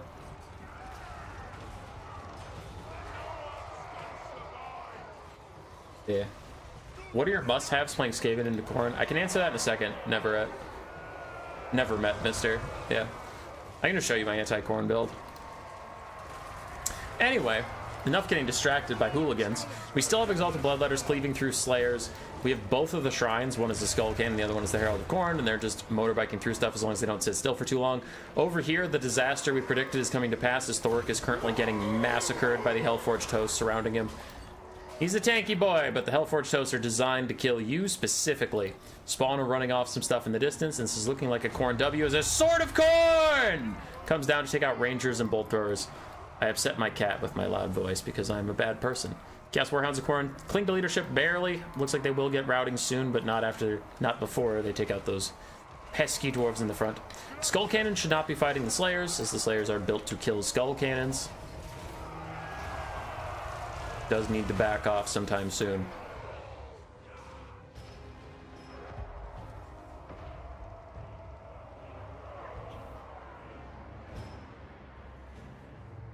Dowie are the most unpleasant faction to play, in your opinion. Damn. Damn, my man's just calling them out. Balance power's looking pretty bad for the dwarves, and it is really good to get army losses here because then you can get rid of Felix and these Iron Drakes without having to kill them, and then you can just focus on killing Slayers with the rest of your time. Skull Cannons firing away at the Rangers who are routing, and now they're routing into a pit of fire, so that's cool. Some of them start to shatter. That army losses is coming quick. It's right around the corner. Exalted Bloodletter's trying to finish off the Dragon Slayer.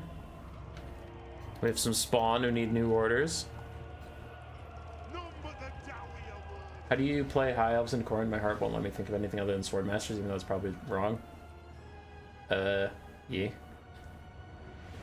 Contrarian Codex answered never met Mister's thing pretty well.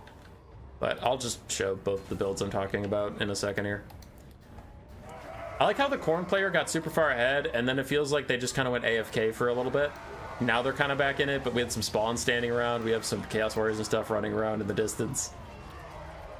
Khorne was like, yeah, I got it. I won. I don't need to keep playing. And then the game didn't end, and they're like, oh, fuck. There we go. Army losses on the dwarves. Now you don't have to chase all this extra stuff. You can just focus on finishing that Dragon Slayer and finishing these Slayers with all your Bloodletters, and you'll be just fine. GG. What's the best magic against Khorne? Light, heal, because to me damage isn't the good stuff. Your dudeness. There's a lot of questions coming in about Khorne right now. Let's answer them in order. So if somebody wanted to see my Skaven versus Khorne build, Contrarian did it pretty darn good. But I usually take Skrulk. Skrulk's just good versus demonic factions in general. And then I sometimes take Plague, sometimes take Pestilent Birth, sometimes take Blessed with Filth. It just kind of feels like how I'm feeling on the day. But you definitely want Vermintide, and then I'll put Plague in there just because. Skip Plague Rash, skip Orb of Pestilence, keep Stand Your Ground, and then keep these two. So you want Vermintide just to get Clan Rats between Skrulk and Danger if he's ever in danger. And then you want Plague or Pestilent Birth to clear out Marauders and Chaos Warriors and shit, like to do damage, so it depends on which one you're feeling at the time. Or if you skip that, you can go with Wither or Bless with Filth to debuff Minotaurs. Depends, but you don't want 3 spells, you just want to take these. So that's fine. Skrulk does great versus demons and dogs and furies and bloodletters and marauders and stuff. And he can hold for a long time versus Valkia. If they go Scarbrand, none of your lords are going to survive, so at least he's infantry size, which sometimes Scarbrand will like kick him around or take a really long time to kill him. Other than that, Night Runners are fantastic, God Runners are fantastic in this matchup. Globes are pretty good too, just to damage Minotaurs and Marauders and Fleshhounds and stuff, and just lower their leadership enough that you can take care of them. Khorne has more melee attack than anybody, so even going with Clan Rats isn't usually that worth it. You can, but your melee defense you're paying for it doesn't matter, and your leadership isn't good enough. So I personally like to go Skaven Slaves and then Council Guard and Halberds. The Council Guard and Halberds will be okay, and the other two won't. And we have no Rat Ogres, so then we can do that. Okay, now I can upgrade one of you into this. 2 of you into these. 3 of you into these.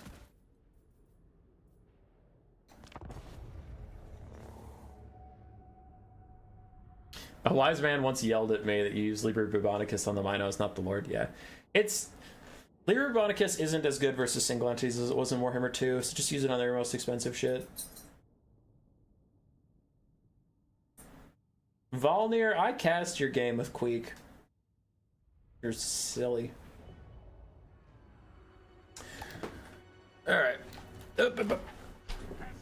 So, now again, this is for fighting Khorne. I like to do the Council Guard and the Stormvermin and the Halberds, and then layers of slaves. Personally. I'm missing a slave. I thought I was missing a slave. Or 5? Oh, okay, I have 5, so skip that. So now I have 2 layers of slaves they have to get through. Council Guard are literally unbreakable, Storm Vermin Halberds are good, and then Clown Spears are there. You can also go with some Slingers, but I don't know. There's a lot of different builds I like and that work. For Globes, I personally position them like this. Fuck, there's a thing in my way. Imagine that's not here, because then these Globes are going to throw straight ahead onto Clan Rats, not onto your Storm Vermin, and then these ones are ready to shoot at Minotaurs in the flanks, or Cavalry, or Dogs or something, like, because you can turn them around and shoot when there's something behind you, or you can keep shooting this way. You just, like, you don't want to shoot these 2 spots. So that's that. And then your Night Runners and Gutter Runners just kind of hang out. Like, you just spread them out, and they can do fine versus Flesh Hounds, Chaos Warhounds, Chaos Furies, Chaos Knights, any of that stuff. So if the enemy goes with Valkia, Valkia can't really kill Skrulk in time, so it doesn't matter. And if they go with Scarbrand, then all 6 of your Skirmishers, all these Night Runners and Gutter Runners, need to just come in and focus fire on Scarbrand. So Skrulk can stay in the front line with the Clan Rats. So now in your front line, your weak spot is the Clan Rats, which you have Skrulk giving them stand your ground and summoning more Clan Rats. You have 2 Storm Vermin that should hold for quite a while, and you have a double layer of Skaven Slaves that just takes a while to get through, and it's on your flank anyway, and they're supported by Rat Ogres and Night Runners. So this is fine. And then this is nice because you don't have to box because there's nothing to defend. Like, you kind of have to defend Globes, but you have all these Night Runners, Gutter Runners, and Rat Ogres to do that. And Globes also have 100 armor, so they can kind of defend themselves, but there's no Jezzails, nothing that, like, a Chaos Fury can suicide and get 1,000 gold value off of, or something like that. So it's generally my build.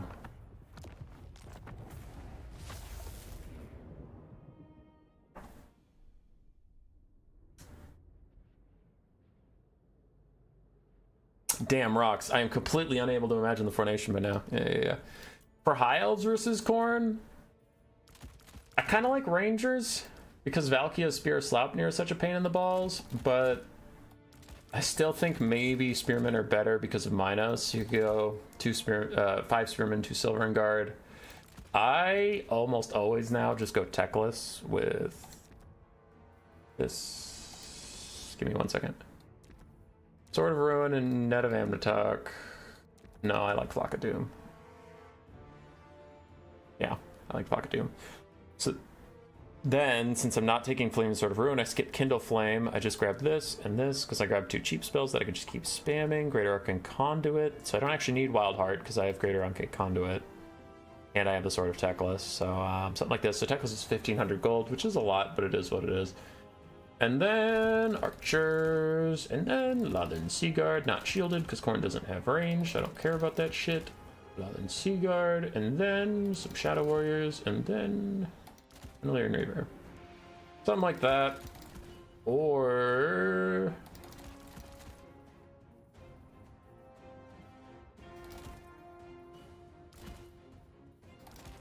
no, it's 6 Spearmen, you can't do that. You get the point. A fuck ton of Archers and Illyrian Reavers. And here's the thing about a Skull Cannon. Skull Cannon's gonna shoot you. It's gonna shoot you. But you need to accept that. And when it comes in to get more ammo, because it will, net it. Net it and shoot the fuck out of it. You can kill a Skull Cannon that way. That's generally how I like to play it. And then if they have Scarbrand, you can net him or also focus fire him. If they have Valkia, just largely ignore her and accept that she's going to get some Spear Sleipnirs but not get much else done. Then use Teclis's nets on the Minotaurs instead. So if it's Valkia, ignore her. If it's Scarbrand, net him and pincushion his ass. And if they have a Skull Cannon, ignore them until it gets in range and then net him and pincushion his ass. Now, since the Skull Cannon buffs, that is a little bit tougher. So what you could also do is a little more classic. But let's go Larry, Great Eagle. Skip that. Skip that, because physical resistance is useless versus Khorne. Keep the star. Keep Life Bloom for now. Keep Shield. There it is. The Boon of Isha gives magic damage for all the guys around you versus Khorne. That can actually be pretty helpful. And then let's grab Tempest in case of Valkia and Furies, and Earthblood otherwise. I don't know if we need Shield of Zafri, because this is feeling a little spency. But for now, I'll keep it. So then you have Star of Avalorn and Earthblood. So now you can bring the Fireborn, 2 other Dragon Princes is pretty standard. And then you just grab like 4 Illyrian Reaver archers, some silver helms, and like a lion chariot. Something like this. This is the complete opposite way to play it, is you just go like full fucking cav and healing, and you take engagements on the flanks, and just ignore all their infantry. Like literally ignore all of their infantry until the hyper late game. If they have Valkia, cast Tempest on her constantly just to tax her. Don't overcast it, just undercast it. And have Larry fly over your Dragon Princes to give them magic damage versus like dogs or demonic type units. And Khorne can't stack up any army passive because you didn't bring enough models for him to get like Horns of Khorne or Swords of Khorne. But this build takes a lot of micro, and it's all about abuse. You need to find where Khorne isn't blobbed up and hit them. And what Khorne should probably do with this is like get really tight. But you do have 4 Illyrian Reaver archers, so you can shoot them all the while they do that, like shoot at their Minotaurs and stuff. But this is much more kite, much more micro heavy. It's the exact opposite of the type of build I ran before, but it can work. So there's kind of 2 builds that would work for different reasons.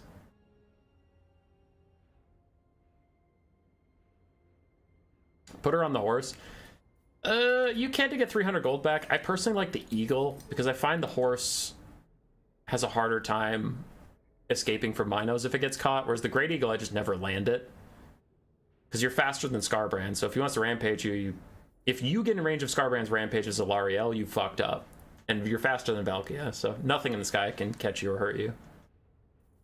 And then the final question was, what lore of magic is best against Khorne? Let's see. Yeah, I really like Lore of Light. Khorne hates getting netted because they usually rely on winning the game off of a couple important things like Minotaurs or Scarbrand or something. So Lore of Light can be good if you just want to spam net on them.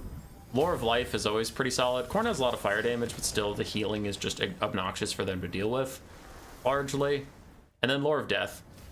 Lore of Death is really brutal. I know they have spell resistance, but it's not enough. It's not enough to dissuade you from using Lore of Death. Spirit Leech is still really good on Valkia. Fate of Buna is really good on any of their knights or anything. So, yeah, I think Light, Death, and...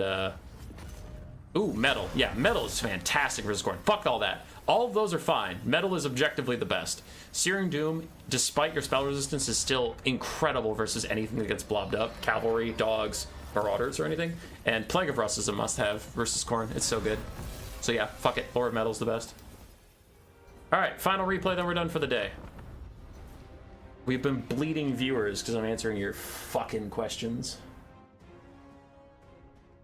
I don't think Boon of Isha gives magic damage to units on the ground. It should, and if it doesn't, that's fucked up, Rambo. It should.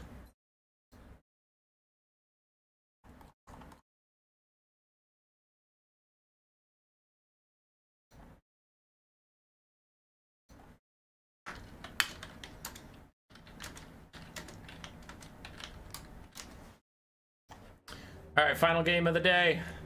Chaos Dwarves versus Vampire Coast of Pratu.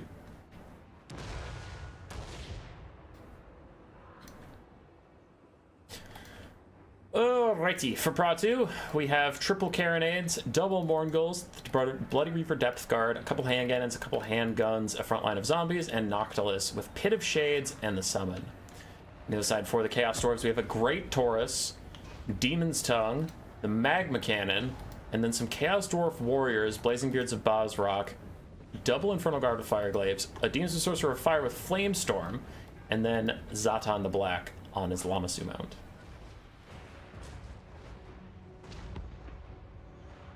Imagine if the people asking the questions left. That would be fucked up.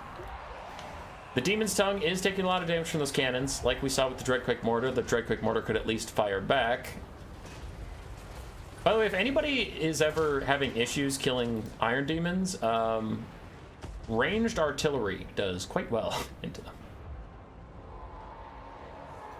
Magma Cannon gets a good shot on Bloody Reaper Depth Guard. That little fire thing doing a lot of damage to them. Lost about a third of their HP, a little bit more.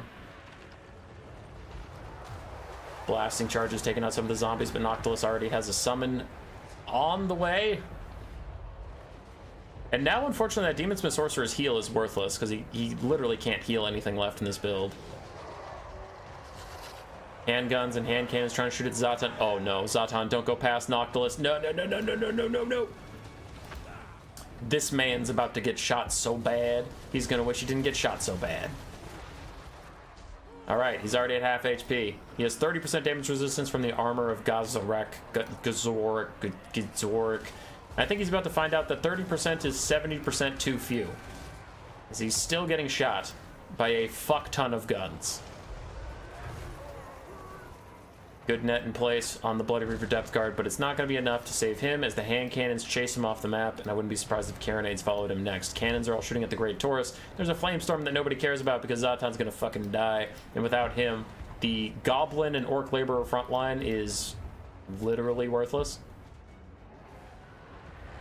Great Taurus is running away. Noctilus is chilling as he throws a Pit of Shades onto these guys. And Zatan has shattered. He has not died, but he will go straight off the map, lowering the leadership of the Chaos Dwarves and reducing their chances of victory to literally 0. Your dudeness popped in and said, nah, dude, I left. I didn't want to listen to your bitch ass answer my questions. That's fair. That's fair, brother. Yeah, I get that. The Magma Cannon is now the target of all 3 carronades and a Wraithstorm coming in to deal with it. And look at that HP go down. It's a bad time to be a Magma Cannon. Look for the little white flags appearing above the entire Chaos Dwarf army any second now. There they go.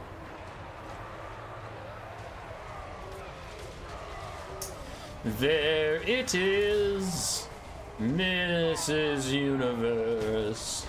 There it is, looking weird. Is this a Nurgle friendly streamer? I might be. What did I do? I cast some Nurgle games. Why? What happened? I feel accused.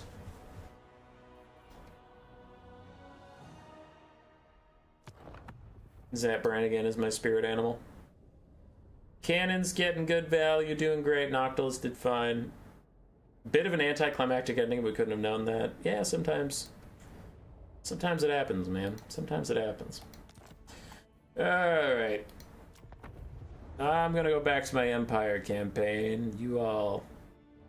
No, it's not true. I'm gonna have a snicky snack and then work out, and then I might stream later if I feel like it. Just stream me playing some Vermin League games. In case you're giving 2 to 3 minute encore, I post a replay and replays for casting where blue scribes get 1 shot. I found it hilarious, though I'm not sure if it's interesting for anybody else. I might, but my voice is actually pretty shot, and I want to go get some water and go to bed and go to sleep and sleep. Alright. Goodbye, everybody! Subscribe if you haven't! Do that! Hey! Subscribe! Hey! Subscribe, please. Please. We are 300 subs from getting the first tier on the thing. Hold on, I'll pull up the thing. Image? What's the image? Yeah, there we are. We are 300 subscribers from getting the Ice Bath Questionnaire stream. It's where I will get into a bathtub of water and ice and snow, freeze my balls off, and answer at least 10 questions from chat. If we hit 13,000 before 2025, so this is until January 1st, 2025, we have to get these. I'll make a bill for every faction, 3,500, 20-hour stream. Current rate of subscriber gain, we are not going to get to 13,500. The other 2 are possible, but the current rate of subscribers, not a chance we get that top one. So maybe think about that. Maybe think about that and subscribe if you aren't. If you don't want to subscribe, then I don't know, dude. I got nothing. You're an adult. You can do whatever you want. Okay, I'm gonna look at chat one time, then I'm gonna go. Goodbye. Jamal the gamer. True, but the VOD lives on. Who's this puppy? I just got home after a night out, a little drunk, but let's see some strats. Jamal, no! Jamal, no! Yeah, Rambo, I will be playing some Vermin League. I just don't know if it's tonight or like tomorrow. But I got you. I got you, fam. We have a puppy here. This is a good puppy. Oh boy. Oh boy. I'll just leave the stream up, this image static for the rest of time. No, let's see if there's somebody I should be raiding. Who should I be raiding?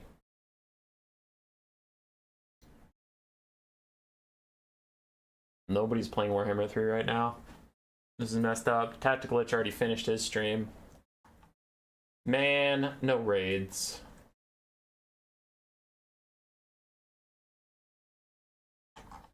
Hazel keeps licking my hand, that's upsetting.